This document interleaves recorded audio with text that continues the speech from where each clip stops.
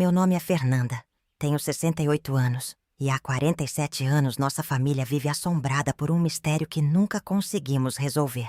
O desaparecimento da tia Carmela em junho de 1978 não foi apenas o sumiço de uma pessoa querida.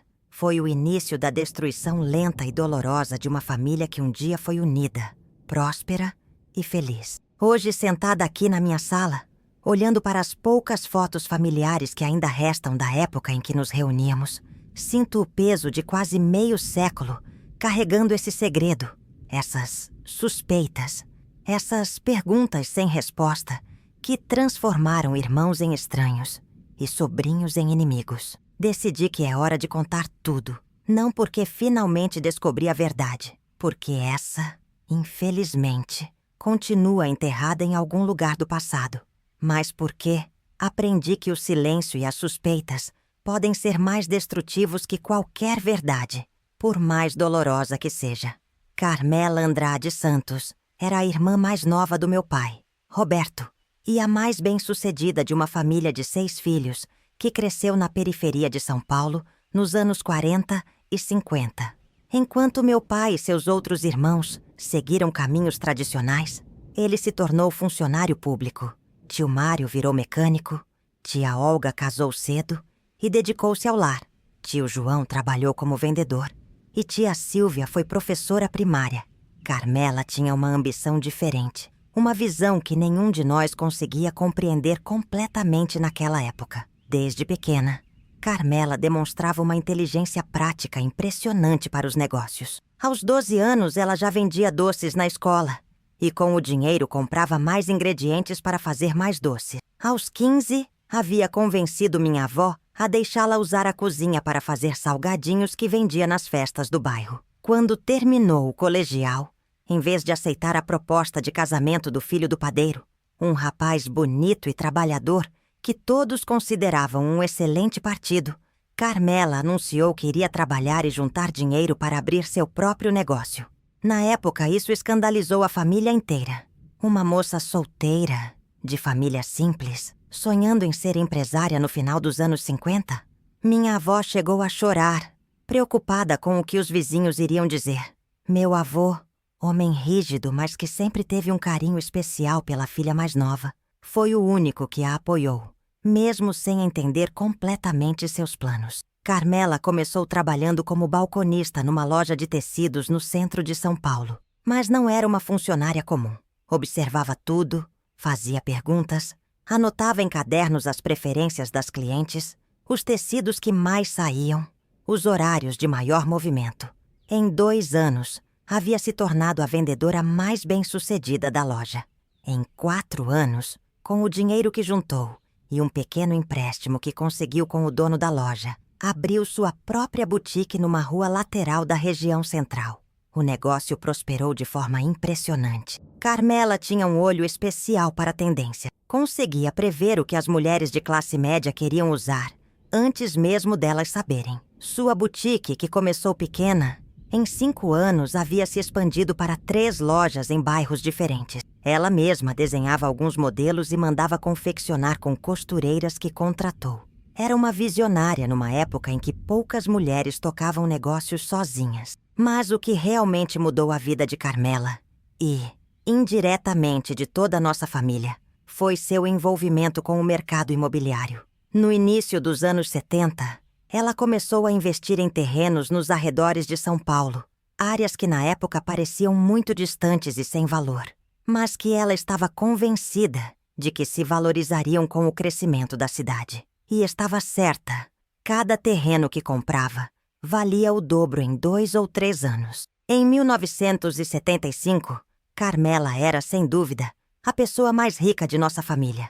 E provavelmente mais rica que todos nós juntos. Possuía as 3 lojas, 2 edifícios de apartamentos que construiu para aluguel, vários terrenos em diferentes bairros de São Paulo e uma bela casa num condomínio fechado em Alphaville, algo muito exclusivo para a época.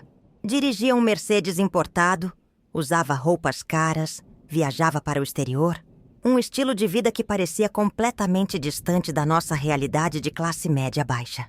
Mas Carmela nunca se afastou da família por causa do dinheiro. Pelo contrário, Era extremamente generosa. Pagou os estudos universitários de 3 sobrinhos, incluindo os meus. Ajudou o tio João a abrir sua própria loja de eletrodomésticos. Deu o dinheiro para o tratamento médico caro de tia Olga quando ela ficou doente. Comprou uma casa melhor para meus pais e quitou a dívida sem que eles nem soubessem. Era generosa, mas de uma forma discreta, quase secreta, como se não quisesse que ninguém se sentisse diminuído ou devedor. Aos 42 anos, Carmela continuava solteira por escolha. Havia tido alguns relacionamentos ao longo dos anos, mas sempre dizia que nenhum homem conseguia aceitar uma mulher mais bem-sucedida que ele. Os homens querem ser provedor, não querem ser sustentados, costumava dizer com um sorriso meio triste.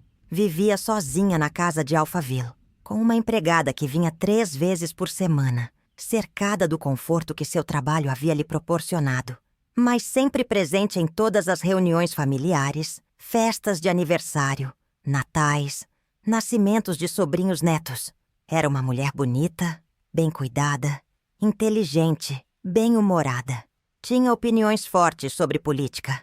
Adorava ler, conhecia a arte, falava inglês fluentemente. Havia feito curso quando começou a importar algumas peças para suas lojas. Para nós, que a víamos crescer desde menina, às vezes parecia surreal que nossa Carmela tivesse se tornado essa mulher sofisticada e bem-sucedida. Mas por baixo de toda essa prosperidade, havia uma pessoa que valorizava a família acima de tudo. As últimas semanas antes do desaparecimento, percebendo agora em retrospectiva, foram um pouco estranhas. Carmela parecia mais pensativa, às vezes distante durante as conversas familiares. Quando perguntávamos se estava tudo bem com os negócios, ela sempre dizia que sim, que estava apenas cansada, que talvez precisasse de umas férias. Chegou a comentar que estava pensando em vender uma das lojas e talvez viajar para a Europa por alguns meses. Minha mãe, que sempre foi muito observadora, comentou comigo que achava a irmã diferente, mais quieta. Parece que está preocupada com alguma coisa, mas não quer falar, disse ela alguns dias antes do desaparecimento. Perguntei se achava que eram problemas amorosos, e minha mãe balançou a cabeça. Não sei, filha. Com Carmela nunca se sabe. Ela sempre foi de guardar as coisas para ela. Na última reunião familiar da qual Carmela participou, um almoço de domingo na casa dos meus pais, em maio de 1978, ela estava mais animada, quase eufórica. Falou sobre planos de expandir os negócios, talvez abrir uma loja em outro estado, investir em novos empreendimentos imobiliários. Disse que havia descoberto uma oportunidade de negócio muito interessante. Mas quando o tio Mário perguntou detalhes, ela apenas sorriu e disse que preferia não falar sobre isso até ter certeza de que daria certo. Vocês sabem como eu sou cautelosa com dinheiro, disse ela. E todos rimos porque Carmela era famosa na família por pesquisar exaustivamente antes de fazer qualquer investimento. Mas dessa vez, sinto que pode ser algo muito grande, que vai mudar completamente minha vida. Essas foram praticamente as últimas palavras que ouvimos de Carmela em família. 3 semanas depois, ela havia desaparecido da face da terra. A manhã de 23 de junho de 1978 começou como qualquer outra sexta-feira. Eu trabalhava como enfermeira no Hospital das Clínicas e estava no plantão quando recebi um telefonema da Dolores, empregada que trabalhava para Carmela há quase 10 anos. A voz dela estava trêmula, quase incompreensível de nervosismo. Dona Fernanda, a senhora pode vir aqui na casa da Dona Carmela? Tem uma coisa muito estranha acontecendo. Perguntei o que havia acontecido, mas Dolores apenas repetia que era algo muito estranho e que precisava que alguém da família fosse até lá, imediatamente. Consegui ser liberada do hospital e dirigi até Alphaville, com o coração apertado e 1000 pensamentos passando pela cabeça. Carmela estava doente? Havia sofrido um acidente? Por que Dolores não conseguia explicar o que estava acontecendo? Quando cheguei à casa, encontrei Dolores na porta, visivelmente abalada. Ela trabalhava para Carmela desde que minha tia se mudou para Alphaville, e as duas tinham uma relação muito próxima, quase de mãe e filha. Dolores havia criado uma filha sozinha, e Carmela sempre a ajudou com dinheiro para os estudos da menina. remédios quando ela ficava doente, presentes de Natal. Era uma relação de confiança mútua que ia muito além do trabalho. Dona Fernanda, eu não sei o que pensar, disse Dolores, me levando para dentro da casa. Cheguei esta manhã como sempre, às 8 horas, e a casa estava aberta. A porta da frente estava destrancada, as luzes da sala acesas, como se a Dona Carmela tivesse saído correndo e esquecido de trancar tudo. Caminhamos pela casa enquanto Dolores me mostrava o que havia encontrado. A bolsa de Carmela estava na mesa da cozinha, aberta, com a carteira, documentos, chaves do carro, tudo lá dentro. O carro dela, o Mercedes azul que ela adorava, estava na garagem. As roupas que ela havia usado no dia anterior estavam jogadas na cadeira do quarto, como se ela tivesse se trocado com pressa. Na cômoda, suas joias mais valiosas continuavam na caixa de joias. Um colar de pérolas que pertenceu à nossa avó. Brincos de diamante que ela havia ganhado de presente de si mesma no aniversário de 40 anos. O relógio Rolex que usava diariamente. Mas o mais estranho, Dona Fernanda, continuou Dolores, me levando para o escritório que Carmela mantinha em casa. É isso aqui. O escritório estava completamente revirado. Papéis espalhados pelo chão, gavetas abertas, alguns arquivos de pasta tombados. Mas não parecia um roubo. Parecia que alguém estava procurando por algo específico, de forma desesperada e apressada. A senhora acha que entraram ladrões? Perguntou Dolores. Olhei ao redor, tentando entender. Se fossem ladrões, por que não levaram as joias? Por que não levaram o dinheiro que estava na carteira? Por que remexeram apenas no escritório? E onde estava Carmela? Dolores, você tem certeza de que ela estava aqui ontem à noite? Tenho, sim. Saí daqui às 6 da tarde de ontem e ela estava se arrumando para sair. Disse que ia jantar com uma pessoa de negócios, mas que voltaria cedo. Perguntei se queria que eu deixasse o jantar pronto para quando ela voltasse. E ela disse que não, que comeria fora mesmo. Tentei ligar para as lojas de Carmela, mas em 2 delas, as funcionárias disseram que ela não havia aparecido naquele dia. O que era muito estranho porque Carmela era extremamente pontual e organizada. Sempre avisava quando não ia aparecer.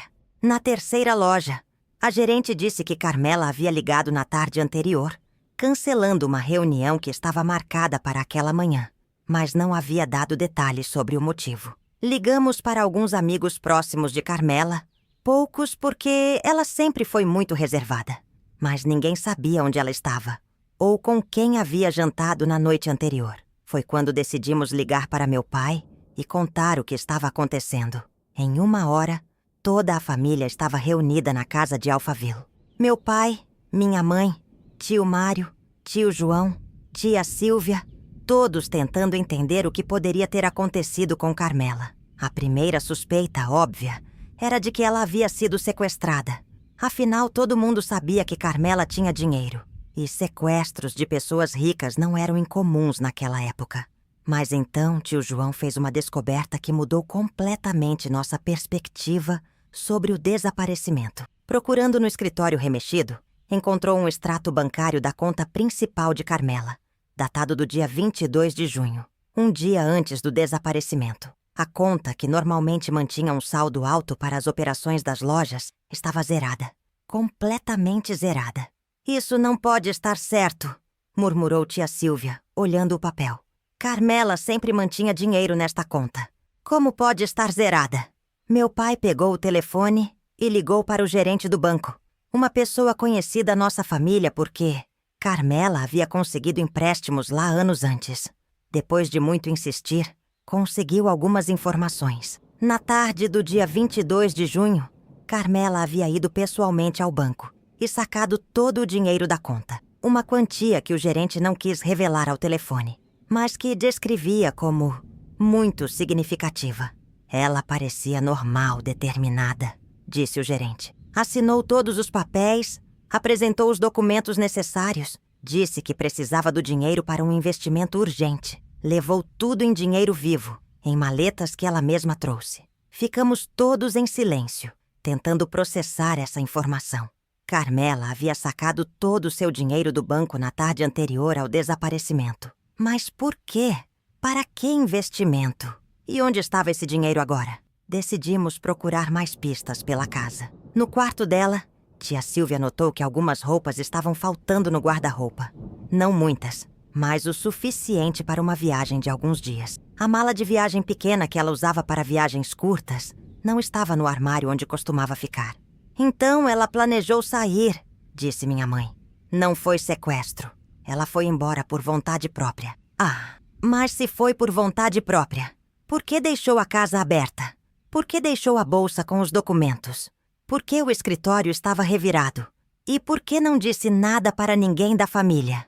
Tio Mário, sempre o mais prático, sugeriu que procurássemos na agenda de Carmela para ver com quem ela havia marcado o jantar na noite anterior.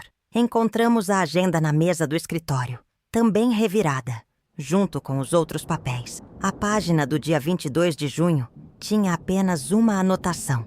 RM, 20 horas, Otton Palace. Nenhum de nós conhecia ninguém com essas iniciais na vida de Carmela. Ligamos para o hotel e conseguimos confirmar que realmente havia uma reserva no restaurante para 2 pessoas naquele horário, em nome de R. Mendonça. Mas a recepcionista não conseguiu nos dar mais informações. Era política do hotel não revelar dados sobre hóspedes ou clientes. A essa altura já era final da tarde e decidimos que era hora de envolver a polícia. Mas aí começou nosso primeiro grande problema como família. Nem todos concordavam que deveríamos fazer isso. Tio João argumentava que talvez Carmela tivesse seus motivos para desaparecer temporariamente, que talvez fosse algum problema de negócios que ela preferia resolver sozinha e que chamar a polícia poderia complicar as coisas para ela. E se ela estiver fugindo de alguma coisa? Perguntou ele. E se envolver a polícia só trouxer mais problemas? Tio Mário, por outro lado, estava convencido de que algo terrível havia acontecido com nossa irmã. Uma pessoa não some do nada deixando a casa aberta e a bolsa em cima da mesa. Alguém fez mal para ela, tenho certeza. Meu pai, como o irmão mais velho, tentava mediar, mas estava visivelmente abalado. Carmela sempre foi sua irmãzinha caçula, a que ele ajudou a criar depois que nosso avô morreu jovem. A ideia de que algo ruim pudesse ter acontecido com ela estava destroçando ele por dentro. Finalmente decidimos registrar um boletim de ocorrência por desaparecimento.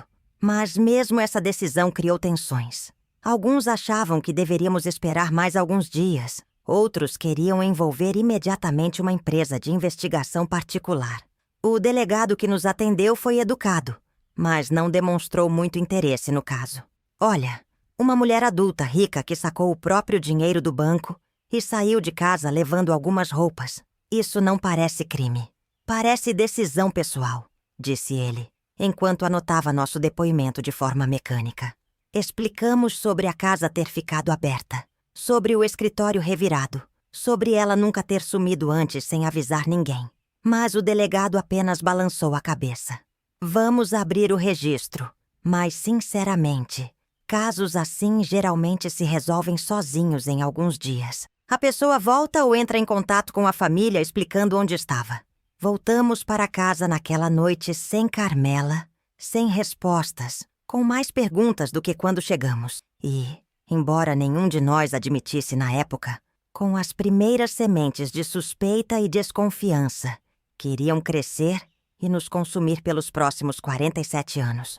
Dolores decidiu passar a noite na casa de Alphaville, caso Carmela voltasse. Combinamos que cada um de nós ligaria para as lojas no dia seguinte para explicar a situação e tentar descobrir se ela havia comentado algo com as funcionárias sobre viagem ou mudanças nos negócios. Mas conforme os dias passavam, em vez de respostas, encontrávamos apenas mais mistérios. Os primeiros dias após o desaparecimento foram um turbilhão de descobertas perturbadoras que só tornavam o mistério mais profundo e nossas suspeitas mais intensas. Cada nova informação que encontrávamos parecia contradizer a anterior, criando um quebra-cabeças impossível de montar. No sábado seguinte ao desaparecimento, tio Mário e eu voltamos às lojas de Carmela para conversar pessoalmente com as funcionárias.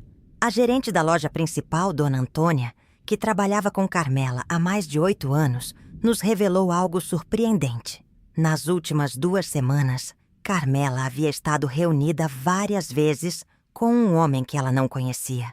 Era um homem mais velho, bem vestido, dirigia um carro preto grande, disse Dona Antônia. Eles sempre conversavam no escritório dos fundos, com a porta fechada. Dona Carmela parecia muito séria durante essas conversas, às vezes até preocupada. Uma vez eu a ouvi discutindo com ele. A voz dela estava alterada, coisa rara porque ela sempre foi muito controlada. Perguntamos se ela havia ouvido alguma coisa específica da discussão, e Dona Antônia hesitou antes de responder. Ouvi ela dizendo algo como: "Isso não é o que combinamos, e você não pode mudar as regras agora." O homem respondeu alguma coisa sobre prazos e oportunidades que não voltam. Foi só isso que consegui ouvir. Essa informação nos deixou ainda mais confusos. Quem era esse homem? Por que Carmela estava discutindo com ele? Seria ele o tal RM? Da agenda. O mesmo com quem ela jantou na noite anterior ao desaparecimento? Na segunda-feira, fomos ao banco tentar conseguir mais informações sobre o saque que Carmela havia feito. O gerente, Sr. Paulino, finalmente concordou em nos receber pessoalmente. Era um homem de meia idade que conhecia Carmela há anos e parecia genuinamente preocupado com seu desaparecimento. "Vou ser franco com vocês", disse ele, fechando a porta do escritório. "O que aconteceu aqui na quinta-feira foi muito incomum." Dona Carmela sacou não apenas todo o dinheiro da conta corrente, mas também liquidou 2 investimentos de prazo fixo antes do vencimento, perdendo dinheiro com isso. No total, foi uma quantia de aproximadamente 800 mil cruzeiros. Em 1978, 800 mil cruzeiros era uma fortuna, o suficiente para comprar várias casas ou viver confortavelmente por muitos anos. A ideia de Carmela andando por aí com todo esse dinheiro em espécie era aterrorizante. "Ela disse para que precisava de tanto dinheiro?"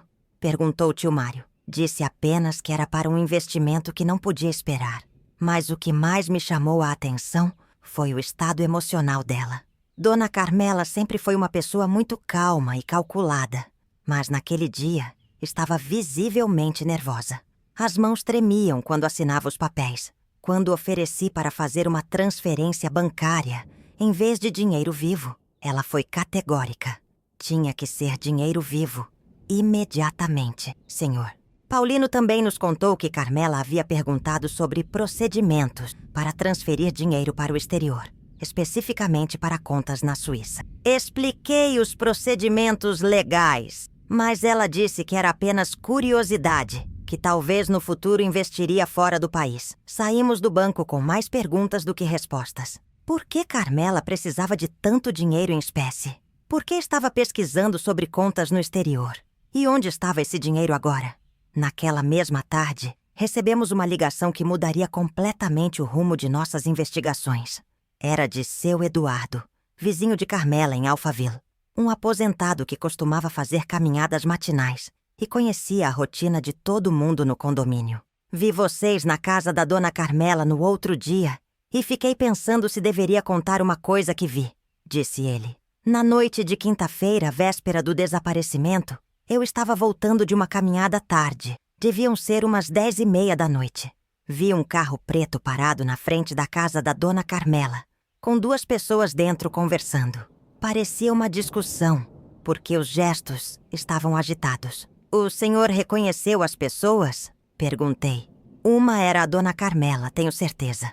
A outra era um homem que eu não conhecia. Eles ficaram conversando ali por uns 20 minutos. Depois o homem desceu do carro, foi até a casa com ela. Ficou lá dentro por um tempo, talvez 1 hora, e depois saiu. Vi quando ele foi embora porque o barulho do motor me acordou. Era um carro grande, parecia ser um Opala preto. Essa informação foi devastadora. Carmela havia mentido para Dolores sobre jantar fora. Na verdade, havia jantado em casa com o homem misterioso. Mas por que mentir? E o que aconteceu durante aquela hora em que eles estiveram juntos na casa? Seu Eduardo também nos contou que na manhã seguinte, quando saiu para sua caminhada habitual, às 6 da manhã, notou que a casa de Carmela estava com as luzes acesas e a porta entreaberta. Achei estranho, mas pensei que talvez ela tivesse saído cedo e esquecido de apagar as luzes. Nunca imaginei que, durante os dias seguintes, Tentamos rastrear o tal homem do carro preto. Mostramos o extrato bancário para diferentes pessoas que conheciam Carmela, perguntando se sabiam quem poderia ser R.M. ou R. Mendonça. Nada.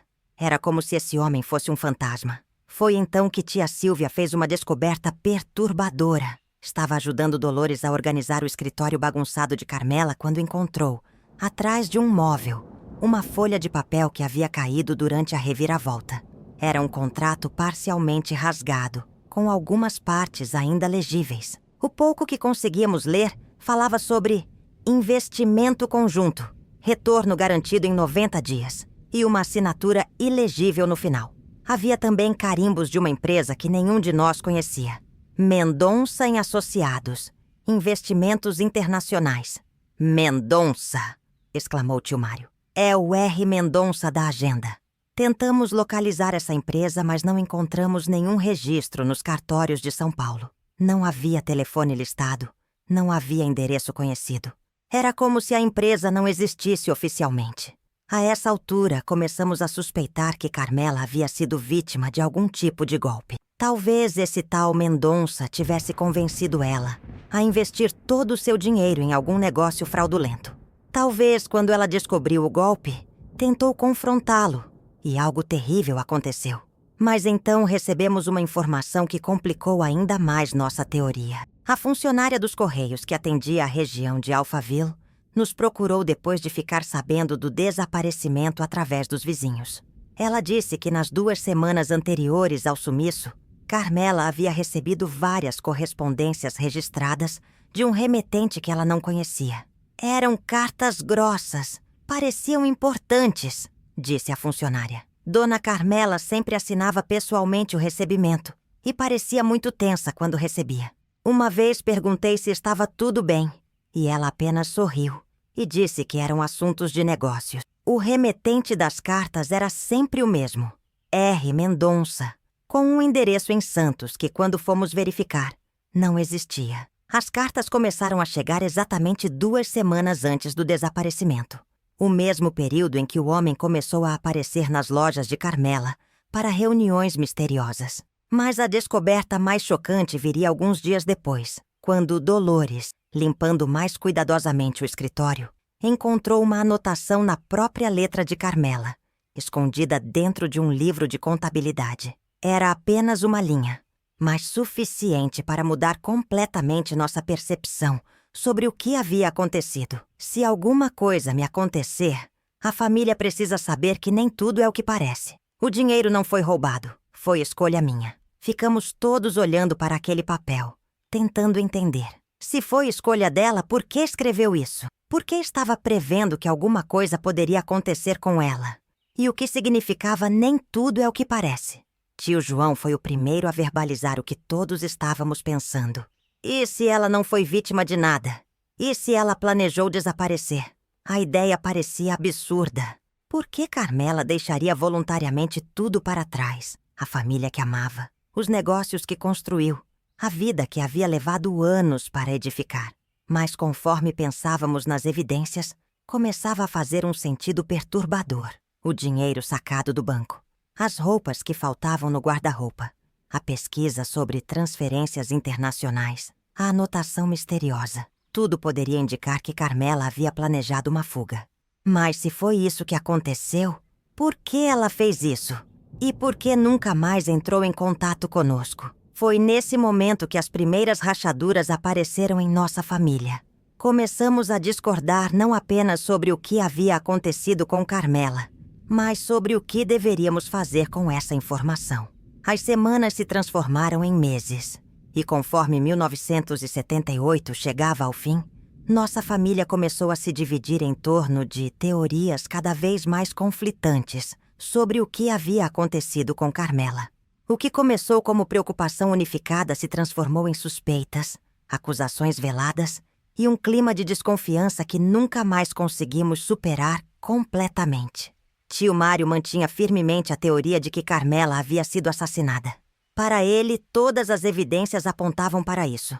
O escritório revirado indicava que alguém havia procurado desesperadamente por algo. Provavelmente, o dinheiro.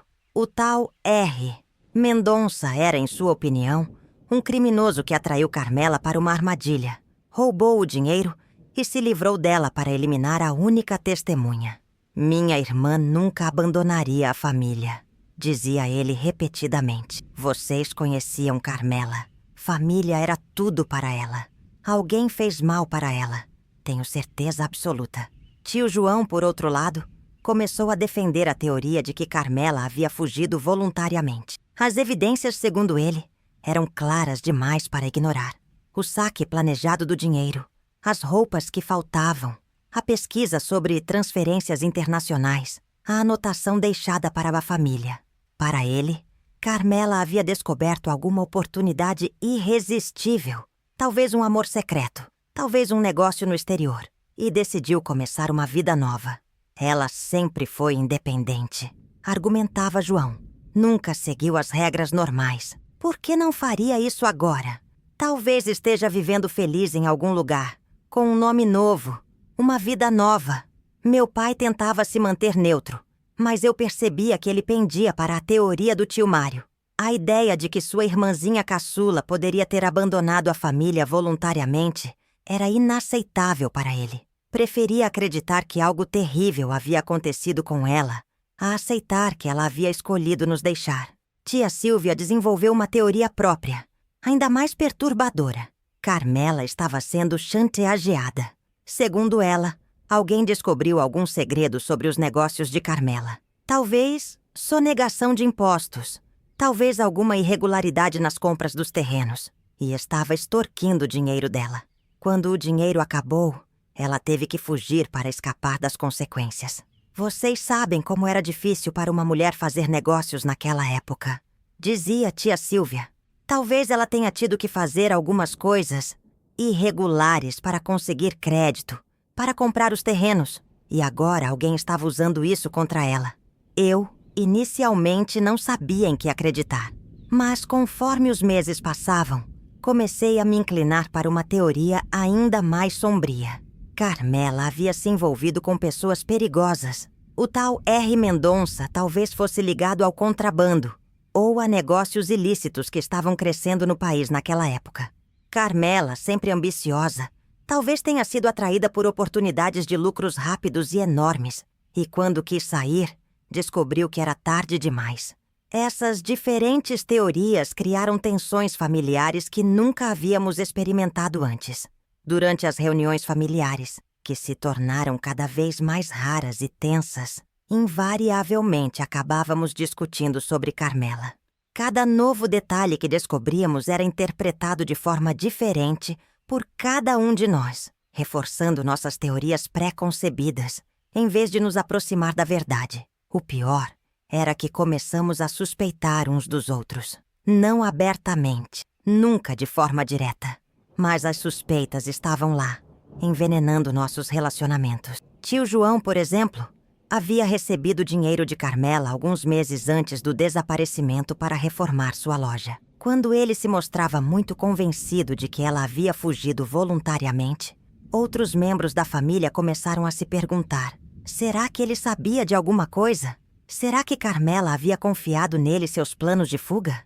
Tio Mário, por sua vez, sempre foi o mais próximo de Carmela em termos de personalidade, ambos ambiciosos e determinados. Quando ele insistia que ela havia sido assassinada, alguns de nós se perguntavam: será que ele está tentando desviar a atenção de algo que ele próprio sabia ou havia feito?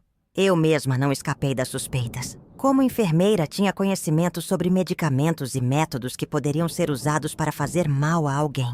Quando sugeri que Carmela poderia ter se envolvido com pessoas perigosas, tia Silvia uma vez me olhou de forma estranha e comentou: você parece saber muito sobre essas coisas, Fernanda. Meu pai, como irmão mais velho e sempre protetor de Carmela, também estava sob suspeita velada. Será que ele sabia de algum segredo sobre os negócios dela? Será que havia alguma questão de herança familiar que não conhecíamos? Até mesmo Dolores, a empregada fiel, não escapou das suspeitas. Ela havia encontrado a casa aberta. Ela tinha acesso a tudo. Ela conhecia a rotina de Carmela melhor que qualquer um. Quando o tio João sugeriu que talvez Dolores soubesse mais do que estava contando, a pobre mulher ficou tão abalada que quase parou de nos ajudar nas buscas.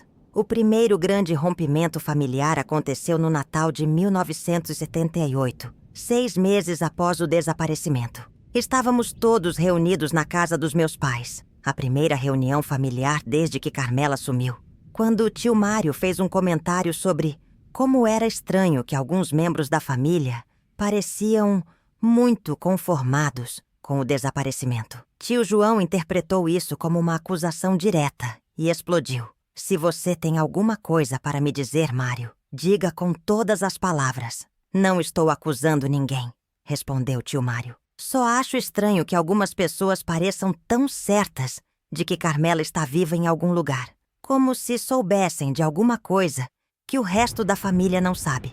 A discussão escalou rapidamente. Tio João acusou tio Mário de estar espalhando suspeitas infundadas. Tio Mário retorquiu que João estava sendo defensivo demais.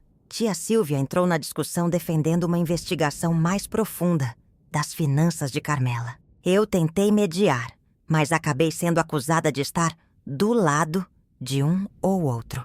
Meu pai, vendo a família que Carmela tanto amava se despedaçando por causa de seu desaparecimento, começou a chorar. A primeira e única vez que o vi chorar em toda a minha vida. "Parem com isso!" gritou ele. "Vocês acham que Carmela ficaria feliz vendo vocês brigando assim? Ela nos amaria ainda mais se soubesse que estamos unidos procurando por ela, não brigando e se acusando uns aos outros." Mas o estrago estava feito. Depois daquela noite, nunca mais conseguimos nos reunir como família da mesma forma. Tio João parou de participar das buscas por Carmela, dizendo que não aguentava mais as insinuações dos irmãos. Tio Mário se tornou cada vez mais obcecado pela teoria do assassinato, chegando ao ponto de contratar um detetive particular com o próprio dinheiro. O detetive particular, Sr. Osvaldo, era um ex-policial que trabalha com casos de desaparecimento. Durante 3 meses, ele investigou todos os aspectos da vida de Carmela. Entrevistou funcionários, vizinhos, clientes das lojas, qualquer pessoa que pudesse ter informações. O relatório final que ele entregou foi devastador, não pelas respostas que trouxe, mas pelas perguntas ainda mais perturbadoras que levantou. Senhor Osvaldo descobriu que Carmela havia mentido para a família sobre vários aspectos de sua vida. Primeiro, ela não estava solteira por escolha, como sempre dizia. Havia sido casada brevemente em 1965 com um homem chamado Ricardo Moreira. Casamento que ela havia anulado após apenas 4 meses e nunca mencionou para a família. O motivo da anulação, segundo os documentos que o detetive encontrou, foi incompatibilidade moral irreconciliável. Segundo, os negócios de Carmela não eram tão limpos quanto imaginávamos. Ela havia sido investigada pela Receita Federal em 1976 por possível sonegação de imposto, processo que foi arquivado depois que ela pagou uma multa substancial. Havia também indícios de que alguns dos terrenos que ela comprou foram adquiridos através de informações privilegiadas. Ela aparentemente tinha contatos na prefeitura que a avisavam sobre futuros projetos de desenvolvimento urbano. Terceiro, e mais perturbador, Carmela havia estado envolvida romanticamente com um homem casado nos 2 anos anteriores ao desaparecimento. Um empresário do ramo têxtil chamado Roberto Mendes, cujas iniciais eram RM, exatamente como na agenda dela. Roberto Mendes era 15 anos mais velho que Carmela, pai de 3 filhos, casado há 20 anos com uma mulher da alta sociedade paulistana. Segundo o detetive, o relacionamento entre ele e Carmela começou como parceria de negócios. Ele era fornecedor de tecidos para as lojas dela, mas evoluiu para um caso amoroso intenso e complicado. Pelo que consegui apurar, disse Sr. Osvaldo no relatório, a senhorita Carmela estava pressionando o senhor Roberto a se divorciar e assumir publicamente o relacionamento. Ele resistia, alegando que um divórcio destruiria sua reputação social e seus negócios. Nos últimos meses, o relacionamento estava muito turbulento. O detetive também descobriu que Roberto Mendes havia desaparecido na mesma época que Carmela. 3 dias após o sumiço dela, ele deixou uma carta para a esposa, dizendo que precisava resolver questões pessoais urgentes e que voltaria em algumas semanas. Nunca mais voltou. Essa revelação mudou completamente nossa perspectiva sobre o caso. Talvez Carmela não tivesse sido vítima de um golpe ou de criminosos. Talvez ela e Roberto tenham fugido juntos para começar uma nova vida em outro lugar, longe dos julgamentos da sociedade e das complicações de suas vidas anteriores. Mas então, por que deixar a casa aberta? Por que não levar as joias valiosas? Por que revirar o escritório? E por que escrever aquela nota misteriosa sobre "Nem tudo é o que parece, senhor"? Osvaldo tinha uma teoria. É possível que a fuga tenha sido planejada, mas algo deu errado no último momento. Talvez tenham sido descobertos, talvez Roberto tenha mudado de ideia, talvez tenham sido assaltados durante a fuga. O dinheiro que ela sacou do banco nunca foi encontrado, assim como nenhum dos dois. O relatório do detetive, em vez de nos tranquilizar, apenas intensificou nossas divisões familiares. Tio Mário se sentiu validado em sua teoria de que algo terrível havia acontecido. Para ele, Carmela e Roberto haviam sido assassinados por criminosos que descobriram sobre o dinheiro. Tio João manteve sua convicção de que eles haviam fugido juntos, mas agora argumentava que a família deveria aceitar a decisão dela e parar de procurar. Meu pai ficou devastado ao descobrir que Carmela havia mentido sobre tantas coisas. Como não percebi que minha irmã estava vivendo uma vida secreta? Repetia ele. Como não notei que ela estava sofrendo com esse relacionamento impossível? Tia Silvia desenvolveu uma nova teoria. Roberto Mendes havia convencido Carmela a sacar todo o dinheiro, prometendo que fugiram juntos, mas depois a matou para ficar com a fortuna toda. Homens casados que prometem largar tudo pela amante raramente cumprem a promessa, dizia ela com amargura. Eu comecei a me sentir culpada por nunca ter percebido os sinais de que Carmela estava vivendo um drama emocional intenso. Como irmã, como enfermeira acostumada a observar as pessoas, como alguém que a amava. Como não notei que ela estava sofrendo, mentindo, vivendo uma vida dupla? Durante 1979, cada um de nós lidou com a descoberta sobre a vida secreta de Carmela de uma forma diferente. Alguns pararam de procurar por ela, aceitando que talvez nunca soubéssemos a verdade. Outros se tornaram ainda mais obcecados, contratando mais investigadores, seguindo pistas cada vez mais tênues. Mas foi no final de 1979 que recebemos a informação mais chocante e perturbadora de todas. Uma informação que mudaria para sempre, não apenas nossa percepção sobre o desaparecimento, mas sobre nossa própria família. A ligação chegou numa manhã fria de agosto de 1979, quase 1 ano e meio após o desaparecimento. Era de uma mulher que se identificou como Márcia Mendes, esposa de Roberto Mendes. Sua voz era trêmula, mas determinada, e o que ela tinha para nos contar iria virar de cabeça para baixo tudo o que pensávamos saber sobre o caso. Preciso conversar com a família da Carmela Andrade, disse ela. Encontrei algumas coisas entre as coisas do meu marido que vocês precisam saber. Coisas que podem explicar o que aconteceu com os dois. Marcamos de nos encontrar no dia seguinte, numa cafeteria discreta no centro de São Paulo. Fui eu e meu pai, representando a família. Márcia Mendes era uma mulher elegante de uns 50 anos, visivelmente abalada, mas mantendo a compostura. Suas primeiras palavras foram diretas e devastadoras. Meu marido não desapareceu. Ele foi assassinado 3 dias depois da sua irmã sumir. Encontraram o corpo dele numa estrada secundária perto de Santos, com um tiro na cabeça. A polícia arquivou o caso como latrocínio, mas eu sempre soube que tinha alguma coisa a ver com essa história da Carmela. Ficamos chocados. Não sabíamos que Roberto havia sido encontrado morto. Por que a polícia não havia feito a conexão com o desaparecimento de Carmela? Porque eles não sabiam do relacionamento, explicou Márcia. Eu também não sabia na época. Só descobri meses depois, quando estava organizando as coisas dele, e encontrei cartas, fotos, Documentos que mostravam que eles estavam juntos há 2 anos. Márcia abriu uma pasta que havia trazido e começou a nos mostrar evidências que ela havia guardado em segredo durante mais de 1 ano. Cartas de amor que Carmela escreveu para Roberto, fotos dos 2 juntos em viagens que nenhum de nós sabia que ela havia feito, recibos de hotéis, restaurantes caros, joias que ele havia comprado para ela. Mas o mais chocante eram os documentos de negócio. Roberto não era apenas o amante de Carmela. Ele era seu sócio secreto em vários investimentos.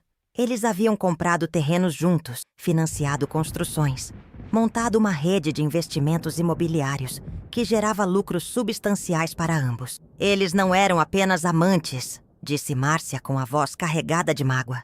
Eram parceiros de negócios. Usavam o dinheiro das empresas dele e das lojas dela para investir em projetos cada vez maiores.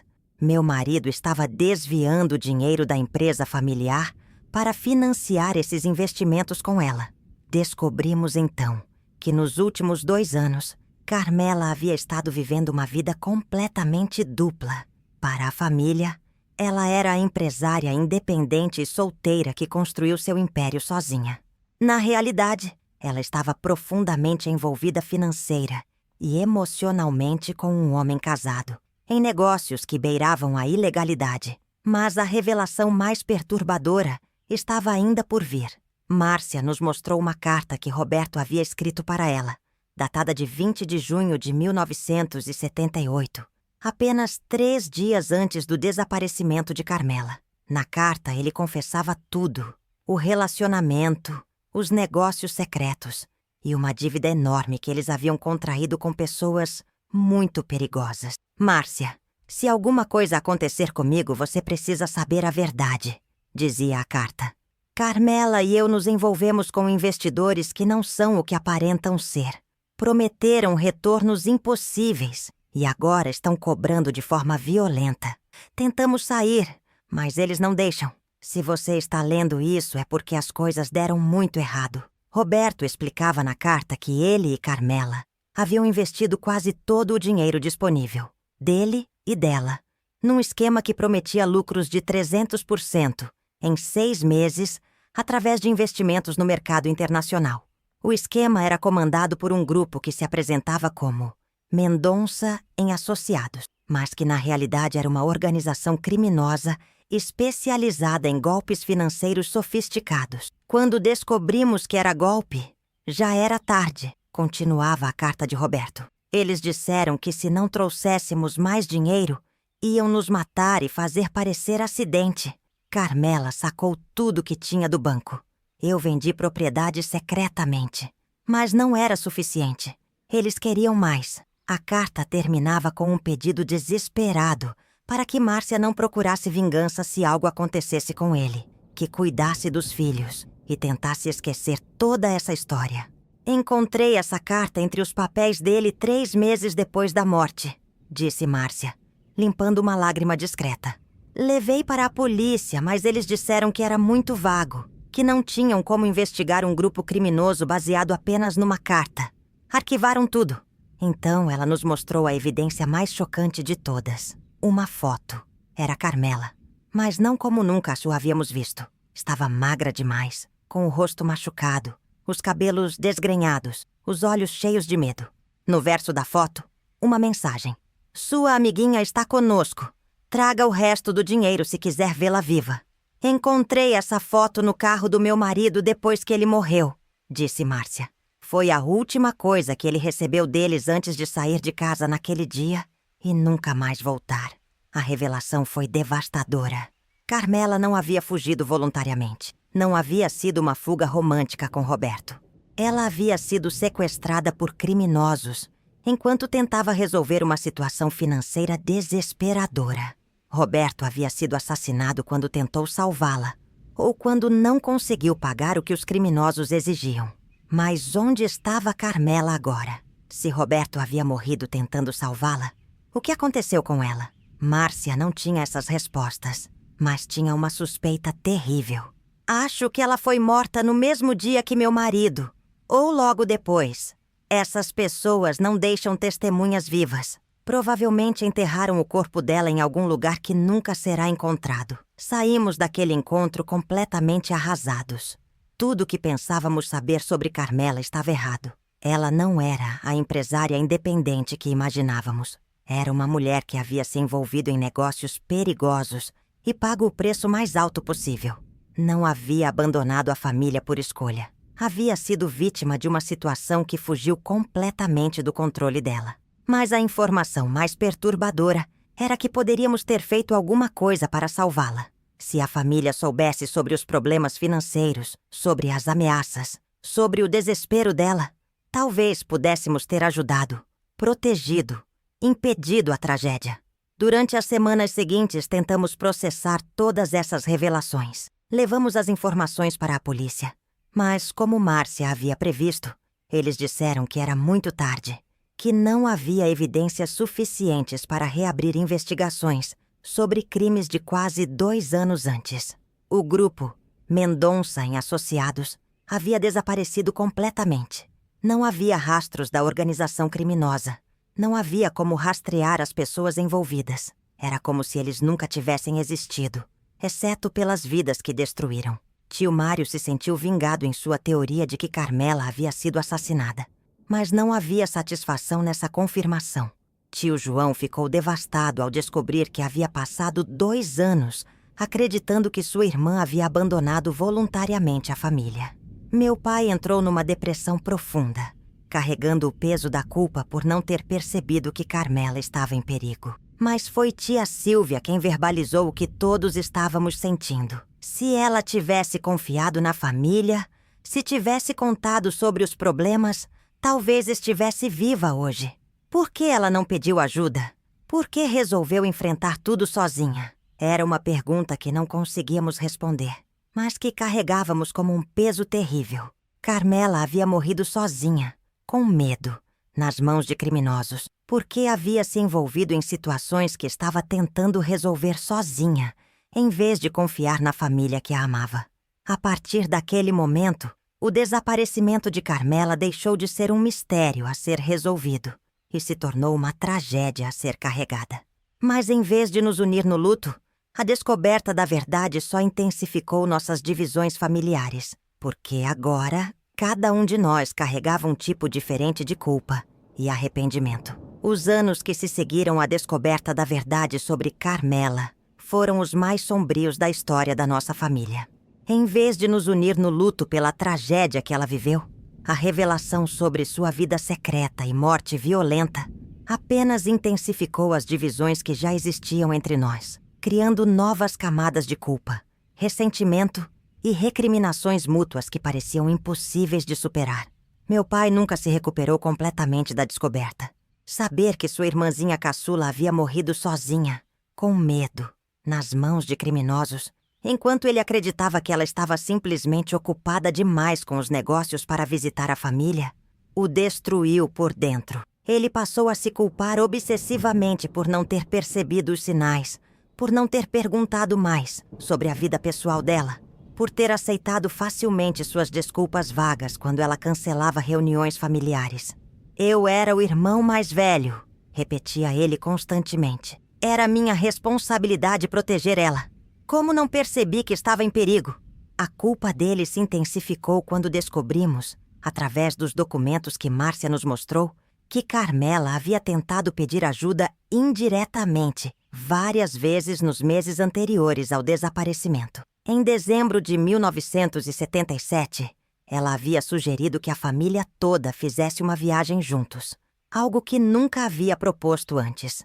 Em fevereiro de 1978, havia perguntado para meu pai se ele achava que uma pessoa deveria contar tudo para a família, mesmo que fosse algo que pudesse decepcioná-los. Em abril, havia comentado comigo sobre como era difícil tomar decisões importantes sozinha quando se tem medo das consequências. Na época, interpretamos esses comentários como reflexões filosóficas normais de uma mulher na faixa dos 40 anos avaliando sua vida. Agora, sabendo da situação desesperadora em que ela se encontrava, percebíamos que eram pedidos velados de ajuda, tentativas de nos preparar para uma revelação que ela não conseguia fazer diretamente. Tio Mário, que havia passado 2 anos insistindo que Carmela fora assassinada, não sentiu a satisfação de ter estado certo. Em vez disso, desenvolveu uma obsessão amarga por justiça que consumiu o resto de sua vida. Gastou suas economias contratando investigadores particulares para tentar rastrear o grupo Mendonça em Associados. Passou fins de semana inteiros dirigindo pelas estradas nos arredores de São Paulo, procurando por possíveis locais onde o corpo dela poderia ter sido enterrado. Ela não pode ficar sem sepultura, dizia ele. Enquanto não encontrarmos o corpo, enquanto não dermos a ela um enterro digno, sua alma não vai descansar em paz. A obsessão de tio Mário se tornou um problema para toda a família. Suas investigações constantes, suas teorias cada vez mais elaboradas sobre quem poderia ter sido responsável pela morte dela, suas acusações de que a família havia desistido facilmente de procurar justiça, criavam um clima de tensão constante em qualquer reunião familiar. Tio João reagiu de forma oposta. Mergulhou numa negação quase total. Mesmo após todas as evidências apresentadas por Márcia, ele se recusava a aceitar completamente que Carmela havia morrido. Desenvolve uma teoria de que ela poderia ter escapado dos sequestradores, que poderia estar vivendo em algum lugar com outro nome, com medo de voltar, porque pensava que a família a culparia pelo envolvimento com criminosos. Carmela era inteligente, esperta, insistia ele. Se alguém conseguiria escapar de uma situação dessas, seria ela. Talvez esteja esperando hasta o momento certo para voltar, quando sentir que é seguro. João passou anos colocando anúncios em jornais de diferentes cidades, sempre no aniversário de Carmela e na data de seu desaparecimento, com mensagens como: Carmela, sua família te ama e te perdoa. Volte para casa.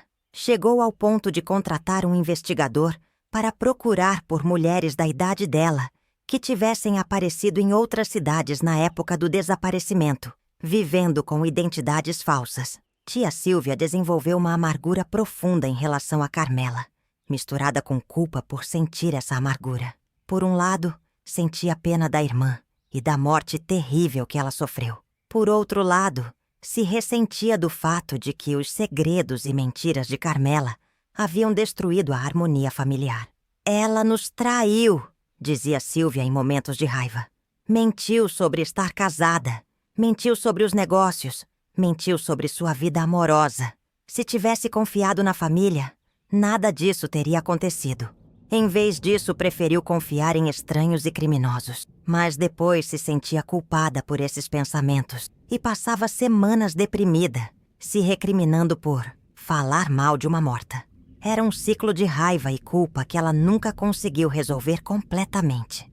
Eu, como enfermeira, tentei lidar com a situação de forma mais racional, focando nos aspectos psicológicos e sociais que poderiam explicar as escolhas de Carmela. Entendi que ela havia crescido numa família tradicional, onde mulheres independentes e bem-sucedidas eram vistas com desconfiança, onde assuntos de dinheiro eram considerados coisa de homem, onde relacionamentos fora do casamento eram tabus absolutos. Carmela provavelmente sentia que não poderia revelar seus problemas, porque sabia que a família ficaria escandalizada com suas escolhas de vida. O relacionamento com um homem casado, os negócios arriscados, o envolvimento com pessoas duvidosas, tudo isso ia contra os valores familiares conservadores. Ela preferiu tentar resolver tudo sozinha, a enfrentar o julgamento e a decepção da família. Mas mesmo entendendo racionalmente, eu carregava minha própria culpa. Como enfermeira, eu estava treinada para observar sinais de estresse, depressão, medo nas pessoas. Como não percebi que Carmela estava vivendo sob pressão extrema?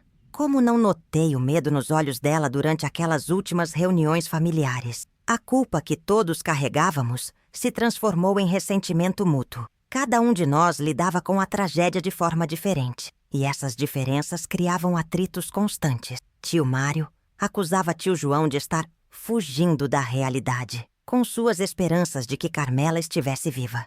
Tio João acusava tio Mário de estar obcecado por morte e vingança.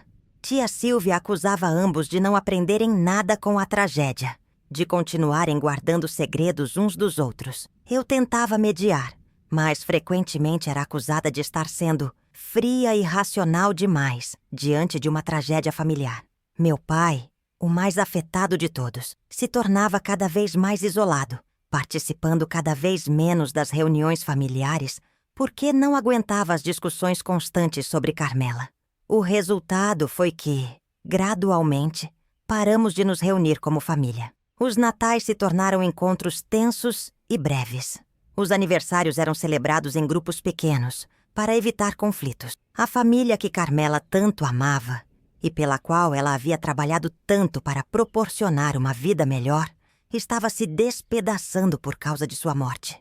Mas o aspecto mais doloroso de toda essa situação era a sensação de que estávamos traindo a memória de Carmela. Em vez de honrar sua vida e seu amor pela família, estávamos permitindo que sua morte nos destruísse por dentro. Em vez de aprender com seus erros e nos tornarmos mais unidos e comunicativos, estávamos repetindo os mesmos padrões de secretismo e falta de comunicação que haviam contribuído para sua tragédia. Durante a década de 1980, tentamos várias vezes nos reunir e resolver as diferenças familiares. Mas cada tentativa de reconciliação esbarrava nas nossas diferentes formas de lidar com a perda e nas culpas não resolvidas que cada um carregava. Em 1985, 7 anos após o desaparecimento, decidimos fazer uma missa de 7º dia simbólica para Carmela, já que nunca tivemos um corpo para enterrar. Pensamos que talvez um ritual religioso nos ajudasse a encontrar closure e começar um processo de cura familiar. A missa foi linda, emocionante, e por alguns momentos sentimos que estávamos finalmente unidos no amor por Carmela. Mas na recepção após a cerimônia, tio Mário fez um comentário sobre como Carmela, pelo menos agora, estava em paz, longe das mentiras e segredos. Tia Silvia interpretou isso como uma crítica indireta a ela, que sempre defendeu o direito de Carmela manter sua privacidade. Tio João saiu da recepção irritado, dizendo que a missa era prematura, porque ele ainda acreditava que ela poderia estar viva. Mais uma vez, uma tentativa de união se transformou em divisão. Os anos 1990 trouxeram algumas mudanças. Meus filhos cresceram e começaram a fazer perguntas sobre a tia que nunca conheceram, mas sobre quem ouviam histórias fragmentadas e contraditórias. Minha filha mais velha, Ana, de 15 anos na época, fez uma pergunta que me calou. Mãe, por que vocês brigam tanto por causa de alguém que morreu há tantos anos? Será que a tia Carmela ficaria feliz vendo a família dela assim? Foi um momento de despertar. Percebi que estávamos passando para as próximas gerações não o legado de amor e união que Carmela teria querido, mas um legado de amargura e divisão. Estávamos ensinando aos jovens da família que tragédias devem ser enfrentadas com culpa, acusações e isolamento, em vez de união e apoio mútuo. Decidi tomar uma iniciativa.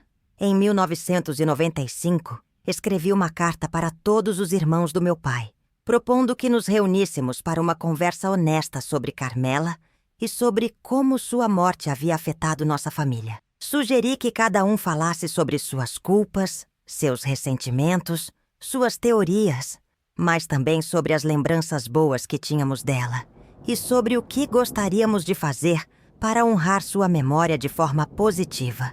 A resposta foi mista. Tio Mário concordou imediatamente. Ele queria uma chance de expor todas suas teorias sobre o caso e tentar convencer a família a retomar as investigações. Tia Silvia concordou relutantemente, dizendo que talvez fosse mesmo hora de colocar tudo na mesa. Tio João recusou inicialmente, mas depois mudou de ideia. Meu pai, surpreendentemente, foi o mais entusiasmado com a ideia. Sua tia Carmela sempre dizia que a família é a coisa mais importante da vida, disse ele. Se ainda tem chance de salvar essa família, precisamos tentar. Por ela. A reunião aconteceu num sábado de manhã de março de 1996, na casa dos meus pais. A mesma casa onde Carmela havia passado tantos domingos felizes, onde havíamos celebrado tantos aniversários e festas familiares nos anos anteriores à tragédia.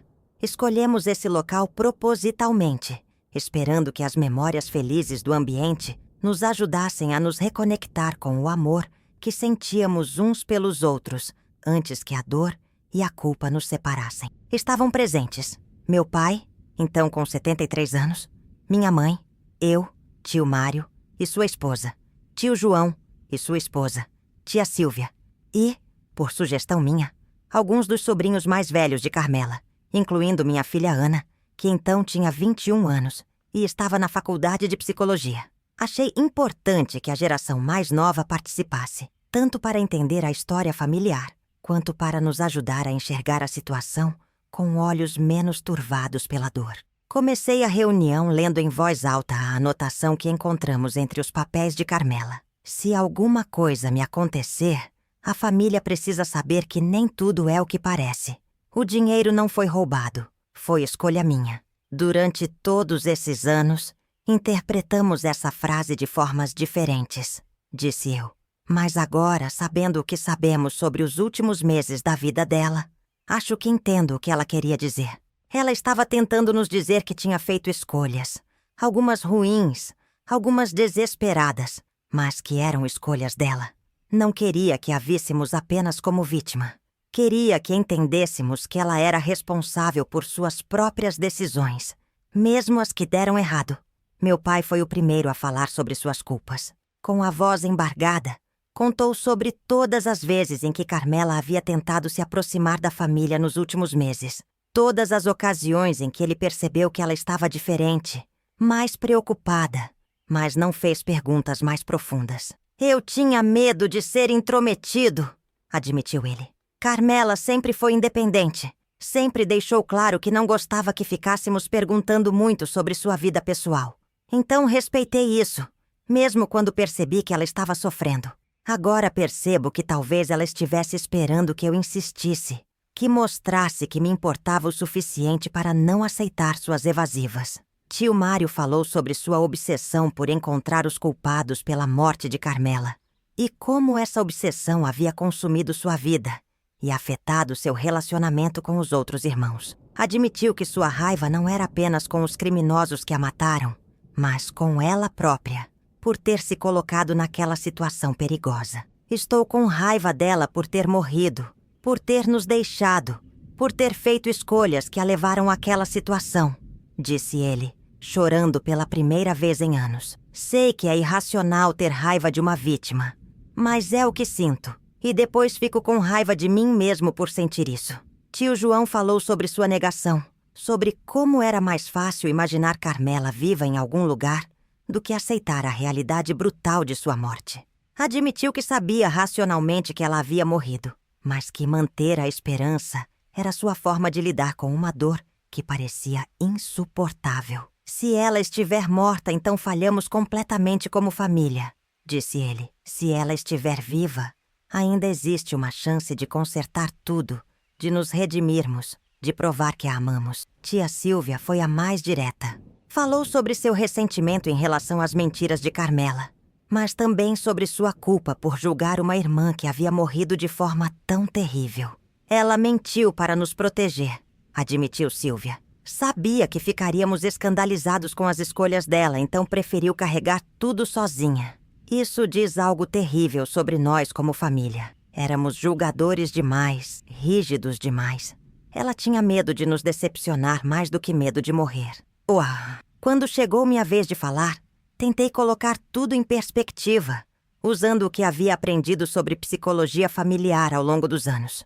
Carmela cresceu numa família onde mulheres bem-sucedidas eram vistas como anomalias, onde assuntos de dinheiro eram tabus, onde relacionamentos fora do casamento eram escândalos imperdoáveis. Ela interiorizou a mensagem de que seus sucessos, seus problemas e seus erros eram responsabilidade exclusivamente dela. Nunca aprendeu que podia contar com a família para apoio incondicional, só para julgamento moral. Falei também sobre como nossa reação à tragédia havia perpetuado esses mesmos padrões disfuncionais. Cada um de nós lidando com a dor isoladamente, guardando segredos sobre nossos sentimentos, julgando as formas diferentes que cada um tinha de processar a perda. Estamos repetindo exatamente os mesmos erros que levaram à morte dela, disse eu. Carmela morreu sozinha porque não confiou na família o suficiente para pedir ajuda. E nós estamos vivendo nossa dor sozinhos, porque não confiamos uns nos outros o suficiente para pedir apoio. Foi minha filha Ana quem fez a observação mais poderosa da reunião. Com a sinceridade brutal dos 21 anos, ela disse: "Vocês passaram 18 anos brigando sobre quem tem razão sobre a morte da tia Carmela. Mas nenhum de vocês passou esse tempo se perguntando o que ela gostaria que fizéssemos com a dor dela. Como ela gostaria de ser lembrada. Que legado ela gostaria de deixar para a família que amava." O silêncio que se seguiu foi profundo e reflexivo. Ana estava certa. Havíamos nos focado tanto na tragédia da morte de Carmela que havíamos esquecido de honrar a beleza de sua vida. Passamos as 2 horas seguintes compartilhando memórias felizes de Carmela.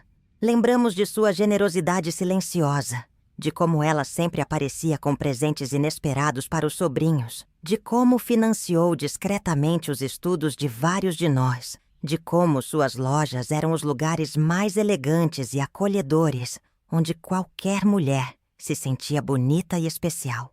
Lembramos de seu senso de humor seco, de como ela imitava perfeitamente as manias de cada membro da família, de como sempre trazia histórias engraçadas de suas viagens de negócios. Lembramos de sua inteligência prática, de como conseguia resolver qualquer problema doméstico ou financeiro, de como seus conselhos sobre investimentos sempre se revelavam acertados. Lembramos também de sua solidão, que sempre percebíamos, mas nunca soubemos como aliviar.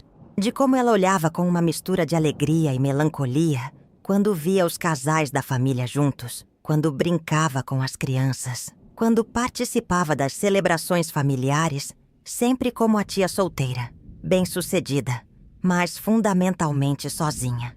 Talvez ela tenha se envolvido com Roberto não apenas por amor, mas porque finalmente encontrou alguém que a via como uma pessoa completa, não apenas como a tia rica da família, refletiu tia Silvia. Talvez o relacionamento secreto tenha sido a primeira vez na vida adulta dela que se sentiu verdadeiramente amada e desejada como mulher. Ao final da reunião, havíamos chegado a alguns consensos importantes. Primeiro, que nunca saberíamos com certeza todos os detalhes sobre os últimos meses da vida de Carmela e que precisávamos aceitar essa incerteza em vez de deixá-la nos consumir. Segundo, que nossa dor e culpa eram normais e compreensíveis, mas que não podíamos deixá-las destruir os relacionamentos que ela teria querido preservar. Terceiro, que a melhor forma de honrar a memória dela seria aprender com seus erros e criar uma família mais aberta, menos julgadora, mais apoiadora. Decidimos estabelecer algumas tradições familiares em memória de Carmela. Todo ano, no aniversário dela, nos reuniríamos para um almoço onde cada pessoa compartilharia algo que aprendeu naquele ano, alguma dificuldade que enfrentou, algum apoio de que precisava. Seria uma forma de praticar a abertura e vulnerabilidade que ela não conseguiu ter conosco. Também decidimos criar um fundo educacional em nome dela, usando o dinheiro que ela havia deixado nas contas bancárias menores que não foram sacadas antes do desaparecimento. O fundo financiaria estudos para mulheres de baixa renda que quisessem abrir seus próprios negócios, honrando o legado empreendedor dela. Por fim, concordamos que era hora de parar as investigações e teorias sobre as circunstâncias exatas de sua morte. Tio Mário foi o último a concordar com isso, mas finalmente admitiu que sua obsessão por justiça estava impedindo que ele vivesse sua própria vida e se conectasse com a família que ainda estava viva. "Carmela se foi", disse ele pela primeira vez, usando essas palavras. "Mas nós ainda estamos aqui, e ela gostaria que cuidássemos uns dos outros, não que nos destruíssemos procurando vingança por ela." Aquela reunião não resolveu magicamente todos os nossos problemas familiares. Ainda levaria anos para curarmos completamente as feridas que a tragédia havia causado em nossos relacionamentos. Mas foi o começo de um processo de cura que nos permitiu, finalmente, transformar a dor da perda em algo construtivo e honroso. Hoje, quase 50 anos depois do desaparecimento, Posso dizer que conseguimos honrar a memória de Carmela da forma que ela teria querido. Somos uma família mais unida, mais aberta, mais disposta a compartilhar dificuldades e pedir ajuda quando necessário. Nossos filhos e netos cresceram sabendo que podem contar com o apoio incondicional da família, independentemente dos erros que cometem ou das escolhas que fazem. O Fundo Educacional em nome de Carmela já ajudou mais de 50 mulheres a realizarem seus sonhos empresariais. Cada formatura, cada negócio bem-sucedido que ela financiou é uma pequena vitória contra a tragédia que encerrou sua vida prematuramente. Alguns mistérios permanecem. Nunca encontramos o corpo de Carmela. Nunca descobrimos exatamente onde ou como ela morreu. Nunca identificamos completamente os criminosos responsáveis por sua morte. Mas aprendi que algumas perguntas não precisam ter respostas para que possamos seguir em frente com nossas vidas. O que importa é que Carmela foi profundamente amada, que sua vida teve significado e foi impacto positivo, que sua morte, embora trágica, nos ensinou lições valiosas sobre família, perdão e a importância de estarmos presentes uns para os outros. Às vezes ainda sonho com ela. Nos sonhos, ela está sempre sorrindo, sempre nos reunindo para alguma celebração, sempre nos lembrando que a família é a coisa mais importante da vida. Quando acordo desses sonhos, sinto uma mistura de tristeza pela perda e gratidão pelo amor que compartilhamos. Carmela desapareceu há 47 anos, mas nunca nos deixou realmente. Está presente em cada reunião familiar, onde praticamos a abertura que ela não conseguiu ter, em cada mulher jovem que realizou seus sonhos, com a ajuda do fundo que criamos em sua memória, em cada momento em que escolhemos apoio em vez de julgamento, união em vez de divisão. Sua história é um lembrete poderoso de que segredos podem ser mortais, que orgulho pode ser destrutivo, que isolamento pode ser fatal. Mas também é um testemunho da capacidade humana de transformar tragédia em sabedoria, perda em legado, dor em amor mais profundo pelos que permanecem conosco. Se Carmela pudesse nos ver hoje, acredito que ficaria orgulhosa. Não conseguimos salvá-la, mas conseguimos salvar nossa família. E talvez, no final das contas, essa seja a melhor forma de honrar sua memória e encontrar paz com o mistério que nunca será completamente resolvido.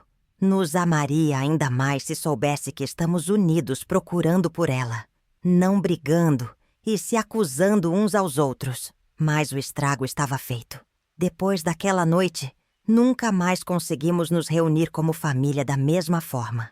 Tio João parou de participar das buscas por Carmela, dizendo que não aguentava mais as insinuações dos irmãos. Tio Mário se tornou cada vez mais obcecado pela teoria do assassinato, chegando ao ponto de contratar um detetive particular com o próprio dinheiro. O detetive particular, Sr. Osvaldo, era um ex-policial que trabalha com casos de desaparecimento. Durante 3 meses, ele investigou todos os aspectos da vida de Carmela. Entrevistou funcionários, vizinhos, clientes das lojas, qualquer pessoa que pudesse ter informações. O relatório final que ele entregou foi devastador. Não pelas respostas que trouxe, mas pelas perguntas ainda mais perturbadoras que levantou. Sr. Osvaldo descobriu que Carmela havia mentido para as famílias sobre vários aspectos de sua vida. Primeiro, ela não estava solteira por escolha, como sempre dizia. Havia sido casada brevemente em 1965 com um homem chamado Ricardo Moreira. Casamento que ela havia anulado após apenas 4 meses e nunca mencionou para a família. O motivo da anulação, segundo os documentos que o detetive encontrou, foi incompatibilidade moral irreconciliável. Segundo, os negócios de Carmela não eram tão limpos quanto imaginávamos.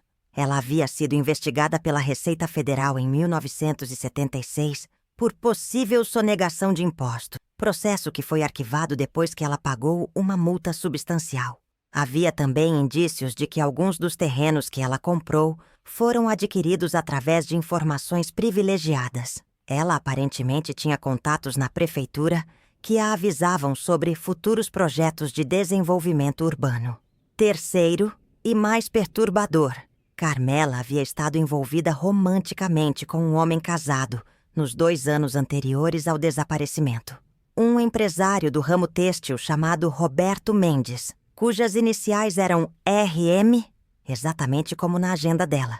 Roberto Mendes era 15 anos mais velho que Carmela, pai de 3 filhos, casado há 20 anos com uma mulher da alta sociedade paulistana. Segundo o detetive, o relacionamento entre ele e Carmela começou como parceria de negócios.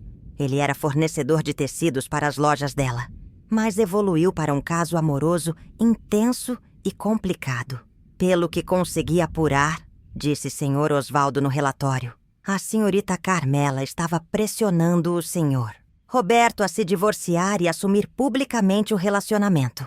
Ele resistia, alegando que um divórcio destruiria sua reputação social e seus negócios. Nos últimos meses, o relacionamento estava muito turbulento. O detetive também descobriu que Roberto Mendes havia desaparecido na mesma época que Carmela. 3 dias após o sumiço dela, ele deixou uma carta para a esposa, dizendo que precisava resolver questões pessoais urgentes e que voltaria em algumas semanas. Nunca mais voltou. Essa revelação mudou completamente nossa perspectiva sobre o caso. Talvez Carmela não tivesse sido vítima de um golpe ou de criminosos. Talvez ela e Roberto tenham fugido juntos para começar uma nova vida em outro lugar, longe dos julgamentos da sociedade e das complicações de suas vidas anteriores. Mas então, por que deixar a casa aberta? Por que não levar as joias valiosas? Por que revirar o escritório? E por que escrever aquela nota misteriosa sobre "nem tudo é o que parece"? Senhor, Osvaldo tinha uma teoria.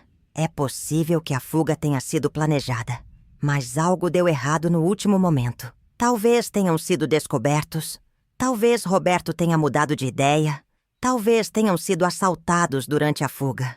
O dinheiro que ela sacou do banco nunca foi encontrado, assim como nenhum dos dois. O relatório do detetive, em vez de nos tranquilizar, apenas intensificou nossas divisões familiares. Tio Mário se sentiu validado em sua teoria de que algo terrível havia acontecido. Para ele, Carmela e Roberto haviam sido assassinados por criminosos que descobriram sobre o dinheiro. Tio João manteve sua convicção de que eles haviam fugido juntos, mas agora argumentava que a família deveria aceitar a decisão dela e parar de procurar. Meu pai ficou devastado ao descobrir que Carmela havia mentido sobre tantas coisas. Como não percebi que minha irmã estava vivendo uma vida secreta? Repetia ele. Como não notei que ela estava sofrendo com esse relacionamento impossível? Tia Silvia desenvolveu uma nova teoria. Roberto Mendes havia convencido Carmela a sacar todo o dinheiro, prometendo que fugiram juntos, mas depois a matou para ficar com a fortuna toda. Homens casados que prometem largar tudo pela amante raramente cumprem a promessa, dizia ela com amargura. Eu comecei a me sentir culpada por nunca ter percebido os sinais de que Carmela estava vivendo um drama emocional intenso. Como irmã, como enfermeira acostumada a observar as pessoas, como alguém que a amava. Como não notei que ela estava sofrendo, mentindo, vivendo uma vida dupla?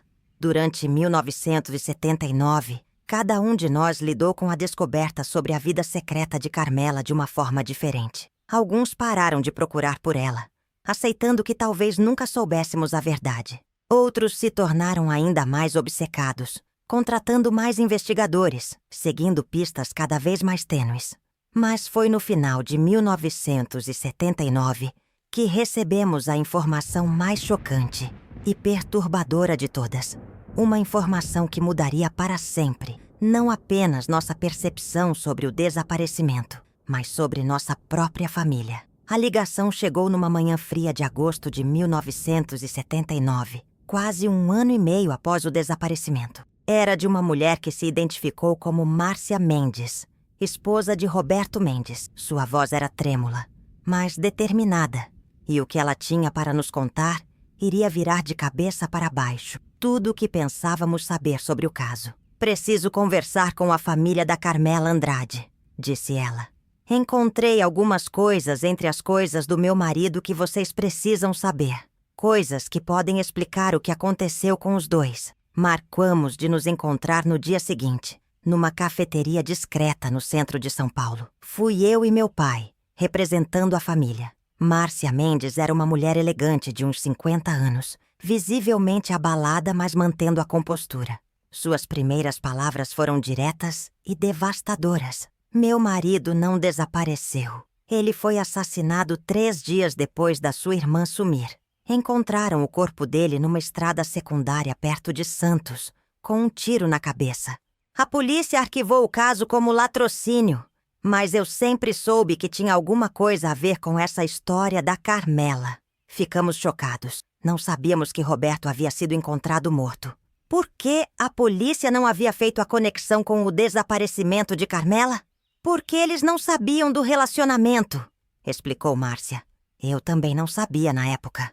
Só descobri meses depois, quando estava organizando as coisas dele, e encontrei cartas, fotos, documentos que mostravam que eles estavam juntos há 2 anos. Márcia abriu uma pasta que havia trazido e começou a nos mostrar evidências que ela havia guardado em segredo durante mais de 1 ano. Cartas de amor que Carmela escreveu para Roberto, fotos dos 2 juntos em viagens que nenhum de nós sabia que ela havia feito, recibos de hotéis, restaurantes caros, joias que ele havia comprado para ela. Mas o mais chocante eram os documentos de negócio. Roberto não era apenas o amante de Carmela. Ele era seu sócio secreto em vários investimentos. Eles haviam comprado terrenos juntos, financiado construções, montado uma rede de investimentos imobiliários que gerava lucros substanciais para ambos. Eles não eram apenas amantes, disse Márcia com a voz carregada de mágoa. Eram parceiros de negócio. Usavam o dinheiro das empresas dele e das lojas dela para investir em projetos cada vez maiores. Meu marido estava desviando o dinheiro da empresa familiar para financiar esses investimentos com ela. Descobrimos então que nos últimos 2 anos, Carmela havia estado vivendo uma vida completamente dupla. Para a família, ela era a empresária independente e solteira que construiu seu império sozinha. Na realidade, ela estava profundamente envolvida financeira e emocionalmente com um homem casado, em negócios que beiravam a ilegalidade. Mas a revelação mais perturbadora estava ainda por vir. Márcia nos mostrou uma carta que Roberto havia escrito para ela, datada de 20 de junho de 1978, apenas 3 dias antes do desaparecimento de Carmela.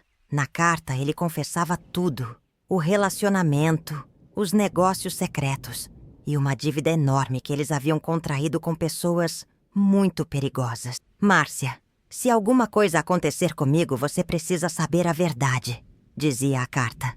Carmela e eu nos envolvemos com investidores que não são o que aparentam ser. Prometeram retornos impossíveis e agora estão cobrando de forma violenta. Tentamos sair, mas eles não deixam.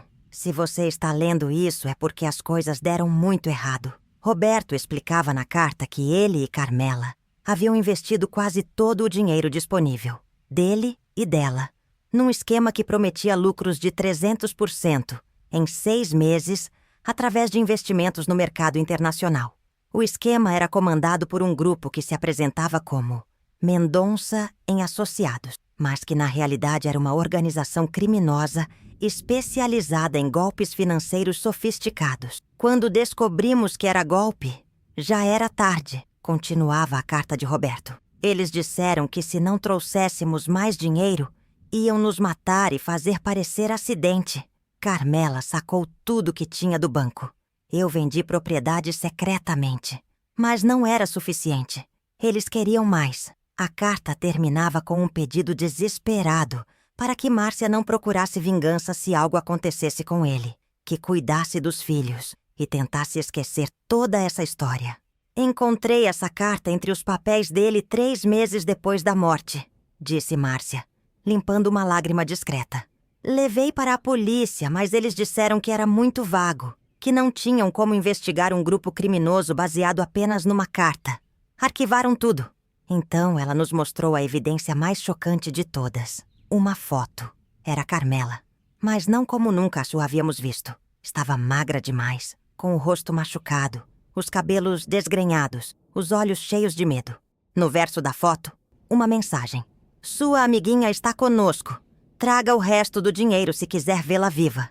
Encontrei essa foto no carro do meu marido depois que ele morreu, disse Márcia. Foi a última coisa que ele recebeu deles antes de sair de casa naquele dia e nunca mais voltar.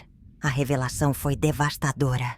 Carmela não havia fugido voluntariamente. Não havia sido uma fuga romântica com Roberto. Ela havia sido sequestrada por criminosos, enquanto tentava resolver uma situação financeira desesperadora. Roberto havia sido assassinado quando tentou salvá-la, ou quando não conseguiu pagar o que os criminosos exigiam. Mas onde estava Carmela agora? Se Roberto havia morrido tentando salvá-la, o que aconteceu com ela? Márcia não tinha essas respostas, mas tinha uma suspeita terrível. Acho que ela foi morta no mesmo dia que meu marido, ou logo depois. Essas pessoas não deixam testemunhas vivas. Provavelmente enterraram o corpo dela em algum lugar que nunca será encontrado. Saímos daquele encontro completamente arrasados. Tudo o que pensávamos saber sobre Carmela estava errado. Ela não era a empresária independente que imaginávamos. Era uma mulher que havia se envolvido em negócios perigosos e pago o preço mais alto possível. Não havia abandonado a família por escolha. Havia sido vítima de uma situação que fugiu completamente do controle dela. Mas a informação mais perturbadora era que poderíamos ter feito alguma coisa para salvá-la. Se a família soubesse sobre os problemas financeiros, sobre as ameaças, sobre o desespero dela, talvez pudéssemos ter ajudado, protegido, impedido a tragédia. Durante as semanas seguintes, tentamos processar todas essas revelações. Levamos as informações para a polícia. Mas, como Márcia havia previsto, eles disseram que era muito tarde, que não havia evidências suficientes para reabrir investigações sobre crimes de quase 2 anos antes. O grupo, Mendonça em Associados, havia desaparecido completamente. Não havia rastros da organização criminosa. Não havia como rastrear as pessoas envolvidas. Era como se eles nunca tivessem existido, exceto pelas vidas que destruíram. Tio Mário se sentiu vingado em sua teoria de que Carmela havia sido assassinada. Mas não havia satisfação nessa confirmação. Tio João ficou devastado ao descobrir que havia passado 2 anos acreditando que sua irmã havia abandonado voluntariamente a família. Meu pai entrou numa depressão profunda, carregando o peso da culpa por não ter percebido que Carmela estava em perigo. Mas foi tia Silvia quem verbalizou o que todos estávamos sentindo. Se ela tivesse confiado na família, se tivesse contado sobre os problemas, talvez estivesse viva hoje. Por que ela não pediu ajuda? Por que resolveu enfrentar tudo sozinha? Era uma pergunta que não conseguíamos responder, mas que carregávamos como um peso terrível. Carmela havia morrido sozinha, com medo, nas mãos de criminosos, porque havia se envolvido em situações que estava tentando resolver sozinha, em vez de confiar na família que a amava. A partir daquele momento, o desaparecimento de Carmela deixou de ser um mistério a ser resolvido e se tornou uma tragédia a ser carregada. Mas em vez de nos unir no luto, a descoberta da verdade só intensificou nossas divisões familiares, porque agora cada um de nós carregava um tipo diferente de culpa e arrependimento. Os anos que se seguiram à descoberta da verdade sobre Carmela foram os mais sombrios da história da nossa família. Em vez de nos unir no luto pela tragédia que ela viveu, a revelação sobre sua vida secreta e morte violenta apenas intensificou as divisões que já existiam entre nós, criando novas camadas de culpa, ressentimento e recriminações mútuas que pareciam impossíveis de superar. Meu pai nunca se recuperou completamente da descoberta.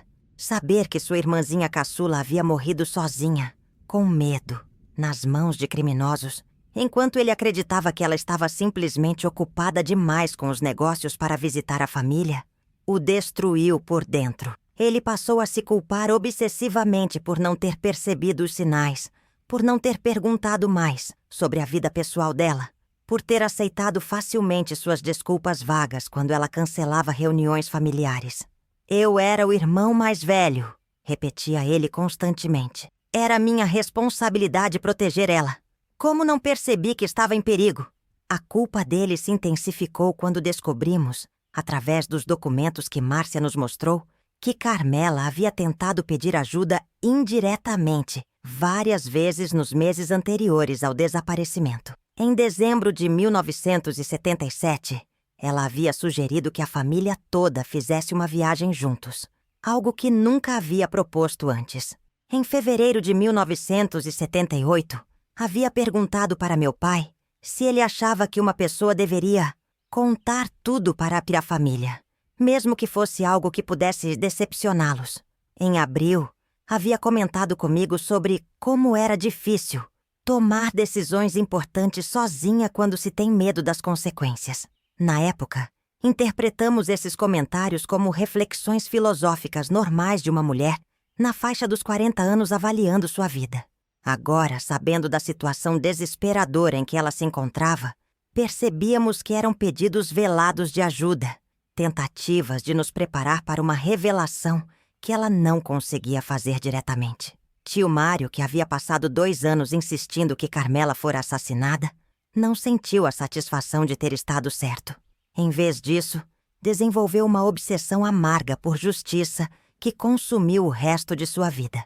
Gastou suas economias contratando investigadores particulares para tentar rastrear o grupo Mendonça em Associados. Passou fins de semana inteiros dirigindo pelas estradas nos arredores de São Paulo, procurando por possíveis locais onde o corpo dela poderia ter sido enterrado. Ela não pode ficar sem sepultura, dizia ele. Enquanto não encontrarmos o corpo, enquanto não dermos a ela um enterro digno, sua alma não vai descansar em paz. A obsessão de tio Mário se tornou um problema para toda a minha família. Suas investigações constantes, suas teorias cada vez mais elaboradas sobre quem poderia ter sido responsável pela morte dela, suas acusações de que a família havia desistido facilmente de procurar justiça, criavam um clima de tensão constante em qualquer reunião familiar.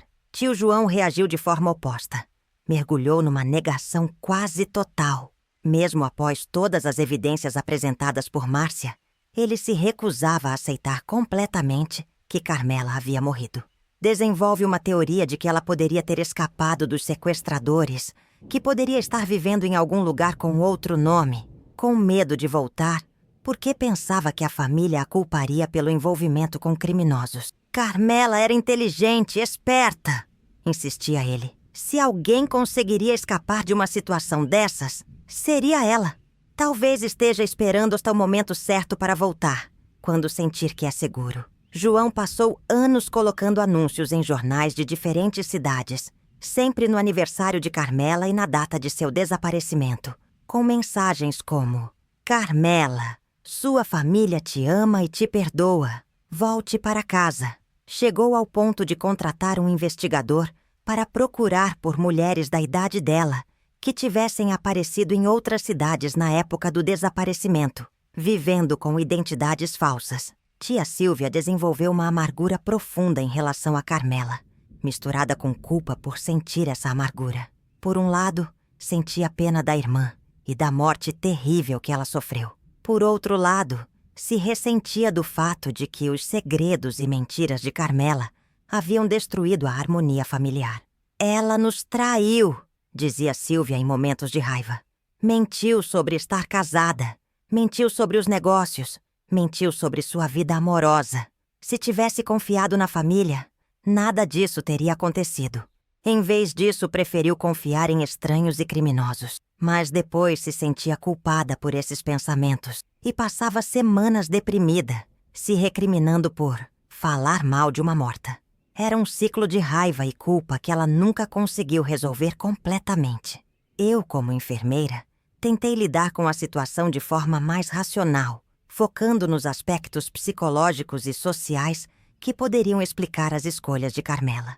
Entendi que ela havia crescido numa família tradicional, onde mulheres independentes e bem-sucedidas eram vistas com desconfiança, onde assuntos de dinheiro eram considerados coisa de homem, onde relacionamentos fora do casamento eram tabus absolutos.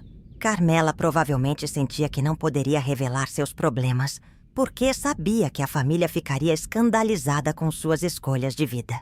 O relacionamento com um homem casado, os negócios arriscados, o envolvimento com pessoas duvidosas, Tudo isso ia contra os valores familiares conservadores. Ela preferiu tentar resolver tudo sozinha, a enfrentar o julgamento e a decepção da família. Mas mesmo entendendo racionalmente, eu carregava minha própria culpa.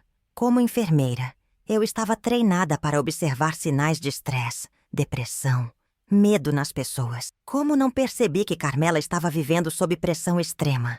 Como não notei o medo nos olhos dela durante aquelas últimas reuniões familiares? A culpa que todos carregávamos se transformou em ressentimento mútuo. Cada um de nós lidava com a tragédia de forma diferente, e essas diferenças criavam atritos constantes. Tio Mário acusava tio João de estar fugindo da realidade, com suas esperanças de que Carmela estivesse viva. Tio João acusava tio Mário de estar obcecado por morte e vingança. Tia Silvia acusava ambos de não aprenderem nada com a tragédia, de continuarem guardando segredos uns dos outros. Eu tentava mediar, mas frequentemente era acusada de estar sendo fria e racional demais diante de uma tragédia familiar. Meu pai, o mais afetado de todos, se tornava cada vez mais isolado, participando cada vez menos das reuniões familiares porque não aguentava as discussões constantes sobre Carmela. O resultado foi que, gradualmente, paramos de nos reunir como família. Os natais se tornaram encontros tensos e breves. Os aniversários eram celebrados em grupos pequenos, para evitar conflitos. A família que Carmela tanto amava e pela qual ela havia trabalhado tanto para proporcionar uma vida melhor, estava se despedaçando por causa de sua morte. Mas o aspecto mais doloroso de toda essa situação era a sensação de que estávamos traindo a memória de Carmela. Em vez de honrar sua vida e seu amor pela família, estávamos permitindo que sua morte nos destruísse por dentro. Em vez de aprender com seus erros e nos tornarmos mais unidos e comunicativos, estávamos repetindo os mesmos padrões de secretismo e falta de comunicação que haviam contribuído para sua tragédia. Durante a década de 1980, tentamos várias vezes nos reunir e resolver as diferenças familiares. Mas cada tentativa de reconciliação esbarrava nas nossas diferentes formas de lidar com a perda e nas culpas não resolvidas que cada um carregava. Em 1985, 7 anos após o desaparecimento, decidimos fazer uma missa de 7º dia simbólica para Carmela, já que nunca tivemos um corpo para enterrar. Pensamos que talvez um ritual religioso nos ajudasse a encontrar closure e começar um processo de cura familiar. A missa foi linda, emocionante, e por alguns momentos sentimos que estávamos finalmente unidos no amor por Carmela. Mas na recepção após a cerimônia, tio Mário fez um comentário sobre como Carmela, pelo menos agora, estava em paz, longe das mentiras e segredos. Tia Silvia interpretou isso como uma crítica indireta a ela, que sempre defendeu o direito de Carmela manter sua privacidade. Tio João saiu da recepção irritado, dizendo que a missa era prematura, porque ele ainda acreditava que ela poderia estar viva. Mais uma vez, uma tentativa de união se transformou em divisão. Os anos 1990 trouxeram algumas mudanças. Meus filhos cresceram e começaram a fazer perguntas sobre a tia que nunca conheceram, mas sobre quem ouviam histórias fragmentadas e contraditórias. Minha filha mais velha, Ana, de 15 anos na época, fez uma pergunta que me calou. Mãe, por que vocês brigam tanto por causa de alguém que morreu há tantos anos? Será que a tia Carmela ficaria feliz vendo a família dela assim? Foi um momento de despertar. Percebi que estávamos passando para as próximas gerações não o legado de amor e união que Carmela teria querido, mas um legado de amargura e divisão.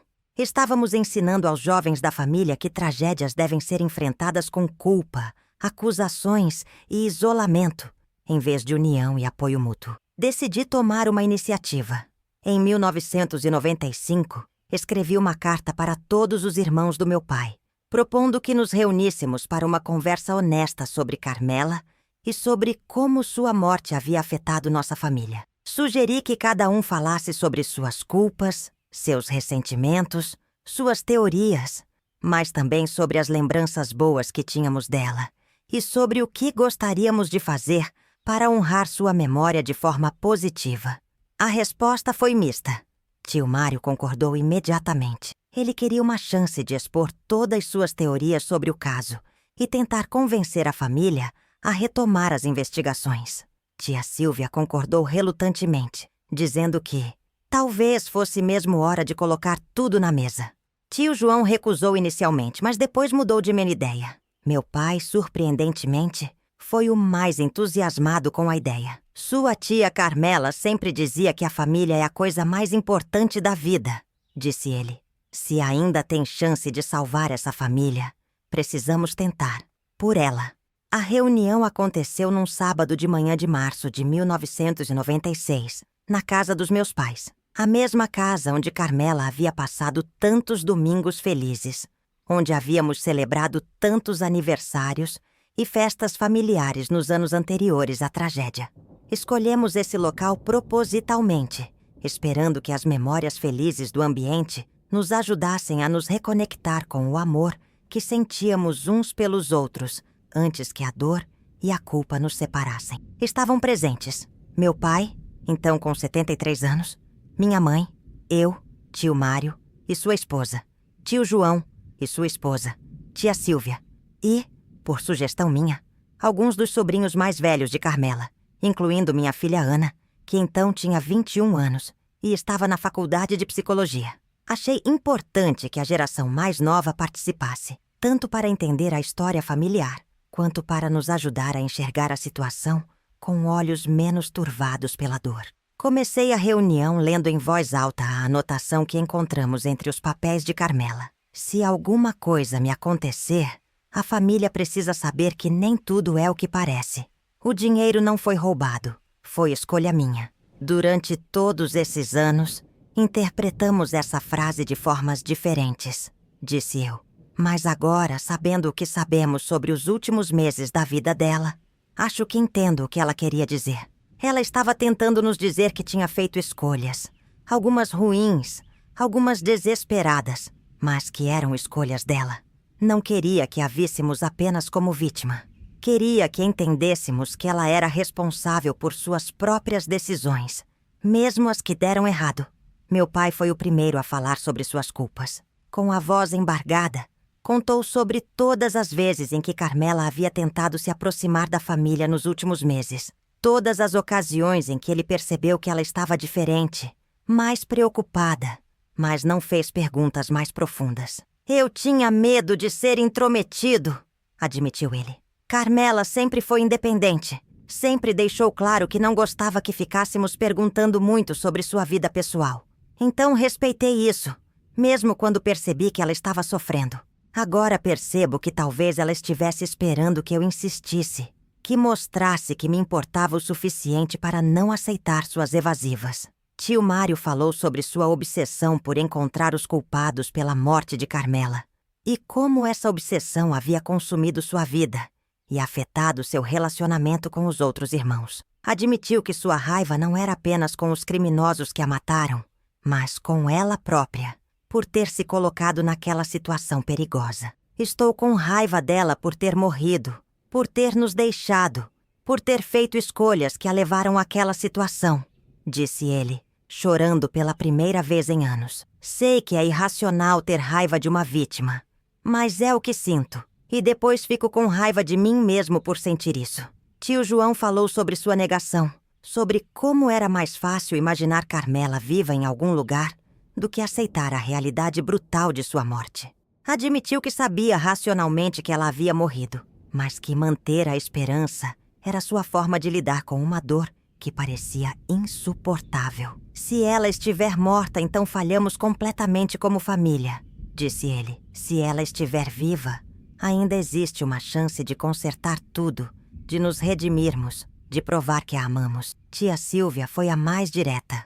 Falou sobre seu ressentimento em relação às mentiras de Carmela, mas também sobre sua culpa por julgar uma irmã que havia morrido de forma tão terrível. Ela mentiu para nos proteger, admitiu Sílvia. Sabia que ficaríamos escandalizados com as escolhas dela, então preferiu carregar tudo sozinha. Isso diz algo terrível sobre nós como família. Éramos julgadores demais, rígidos demais. Ela tinha medo de nos decepcionar mais do que medo de morrer. Uau! Quando chegou minha vez de falar, tentei colocar tudo em perspectiva, usando o que havia aprendido sobre psicologia familiar ao longo dos anos. Carmela cresceu numa família onde mulheres bem-sucedidas eram vistas como anomalias, onde assuntos de dinheiro eram tabus, onde relacionamentos fora do casamento eram escândalos imperdoáveis. Ela interiorizou a mensagem de que seus sucessos, seus problemas e seus erros eram responsabilidade exclusivamente dela. Nunca aprendeu que podia contar com a família para apoio incondicional, só para julgamento moral. Falei também sobre como nossa reação à tragédia havia perpetuado esses mesmos padrões disfuncionais. Cada um de nós lidando com a dor isoladamente, guardando segredos sobre nossos sentimentos, julgando as formas diferentes que cada um tinha de processar a perda. Estamos repetindo exatamente os mesmos erros que levaram à morte dela, disse eu. Carmela morreu sozinha porque não confiou na família o suficiente para pedir ajuda. E nós estamos vivendo nossa dor sozinhos, porque não confiamos uns nos outros o suficiente para pedir apoio. Foi minha filha Ana quem fez a observação mais poderosa da reunião. Com a sinceridade brutal dos 21 anos, ela disse: "Vocês passaram 18 anos brigando sobre quem tem razão sobre a morte da tia Carmela. Mas nenhum de vocês passou esse tempo se perguntando o que ela gostaria que fizéssemos com a dor dela. Como ela gostaria de ser lembrada? Que legado ela gostaria de deixar para a família que amava?" O silêncio que se seguiu foi profundo e reflexivo. Ana estava certa. Havíamos nos focado tanto na tragédia da morte de Carmela que havíamos esquecido de honrar a beleza de sua vida. Passamos as 2 horas seguintes compartilhando memórias felizes de Carmela. Lembramos de sua generosidade silenciosa, de como ela sempre aparecia com presentes inesperados para os sobrinhos, de como financiou discretamente os estudos de vários de nós, de como suas lojas eram os lugares mais elegantes e acolhedores onde qualquer mulher se sentia bonita e especial. Lembramos de seu senso de humor seco, de como ela imitava perfeitamente as manias de cada membro da família, de como sempre trazia histórias engraçadas de suas viagens de negócios. Lembramos de sua inteligência prática, de como conseguia resolver qualquer problema doméstico ou financeiro, de como seus conselhos sobre investimentos sempre se revelavam acertados. Lembramos também de sua solidão, que sempre percebíamos, mas nunca soubemos como aliviar. De como ela olhava com uma mistura de alegria e melancolia quando via os casais da família juntos, quando brincava com as crianças, quando participava das celebrações familiares, sempre como a tia solteira, bem-sucedida, mas fundamentalmente sozinha. Talvez ela tenha se envolvido com Roberto não apenas por amor, mas porque finalmente encontrou alguém que a via como uma pessoa completa, não apenas como a tia rica da família, refletiu tia Silvia. Talvez o relacionamento secreto tenha sido a primeira vez na vida adulta dela que se sentiu verdadeiramente amada e desejada como mulher. Ao final da reunião, havíamos chegado a alguns consensos importantes. Primeiro, que nunca saberíamos com certeza todos os detalhes sobre os últimos meses da vida de Carmela e que precisávamos aceitar essa incerteza em vez de deixá-la nos consumir. Segundo, que nossa dor e culpa eram normais e compreensíveis, mas que não podíamos deixá-las destruir os relacionamentos que ela teria querido preservar. Terceiro, que a melhor forma de honrar a memória dela seria aprender com seus erros e criar uma família mais aberta, menos julgadora, mais apoiadora. Decidimos estabelecer algumas tradições familiares em memória de Carmela. Todo ano, no aniversário dela, nos reuniríamos para um almoço onde cada pessoa compartilharia algo que aprendeu naquele ano, alguma dificuldade que enfrentou, algum apoio de que precisava. Seria uma forma de praticar a abertura e vulnerabilidade que ela não conseguiu ter conosco. Também decidimos criar um fundo educacional em nome dela, usando o dinheiro que ela havia deixado nas contas bancárias menores que não foram sacadas antes do desaparecimento. O fundo financiaria estudos para mulheres de baixa renda que quisessem abrir seus próprios negócios, honrando o legado empreendedor dela. Por fim, concordamos que era hora de parar as investigações e teorias sobre as circunstâncias exatas de sua morte. Tio Mário foi o último a concordar com isso, mas finalmente admitiu que sua obsessão por justiça estava impedindo que ele vivesse sua própria vida e se conectasse com a família que ainda estava viva. Carmela se foi, disse ele pela primeira vez, usando essas palavras. Mas nós ainda estamos aqui, e ela gostaria que cuidássemos uns dos outros, não que nos destruíssemos procurando vingança por ela. Aquela reunião não resolveu magicamente todos os nossos problemas familiares. Ainda levaria anos para curarmos completamente as feridas que a tragédia havia causado em nossos relacionamentos. Mas foi o começo de um processo de cura que nos permitiu, finalmente, transformar a dor da perda em algo construtivo e honroso. Hoje, quase 50 anos depois do desaparecimento, posso dizer que conseguimos honrar a memória de Carmela da forma que ela teria querido. Somos uma família mais unida, mais aberta, mais disposta a compartilhar dificuldades e pedir ajuda quando necessário. Nossos filhos e netos cresceram sabendo que podem contar com o apoio incondicional da família, independentemente dos erros que cometem ou das escolhas que fazem. O Fundo Educacional em nome de Carmela já ajudou mais de 50 mulheres a realizarem seus sonhos empresariais. Cada formatura, cada negócio bem-sucedido que ela financiou é uma pequena vitória contra a tragédia que encerrou sua vida prematuramente. Alguns mistérios permanecem. Nunca encontramos o corpo de Carmela. Nunca descobrimos exatamente onde ou como ela morreu.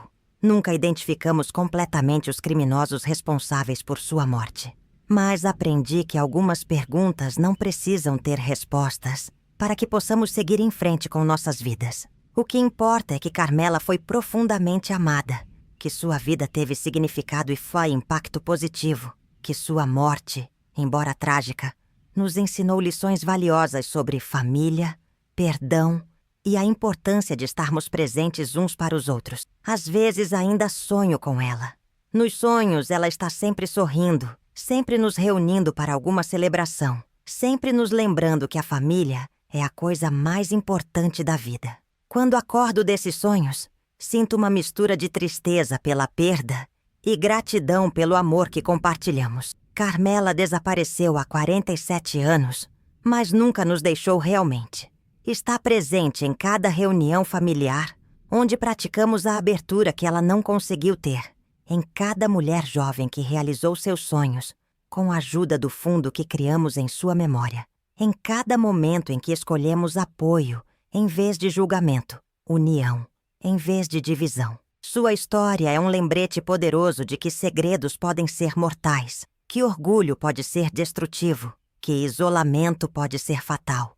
Mas também é um testemunho da capacidade humana de transformar tragédia em sabedoria, perda em legado, dor em amor mais profundo pelos que permanecem conosco. Se Carmela pudesse nos ver hoje, acredito que ficaria orgulhosa. Não conseguimos salvá-la, mas conseguimos salvar nossa família. E talvez, no final das contas, essa seja a melhor forma de honrar sua memória e encontrar paz com o mistério que nunca será completamente resolvido.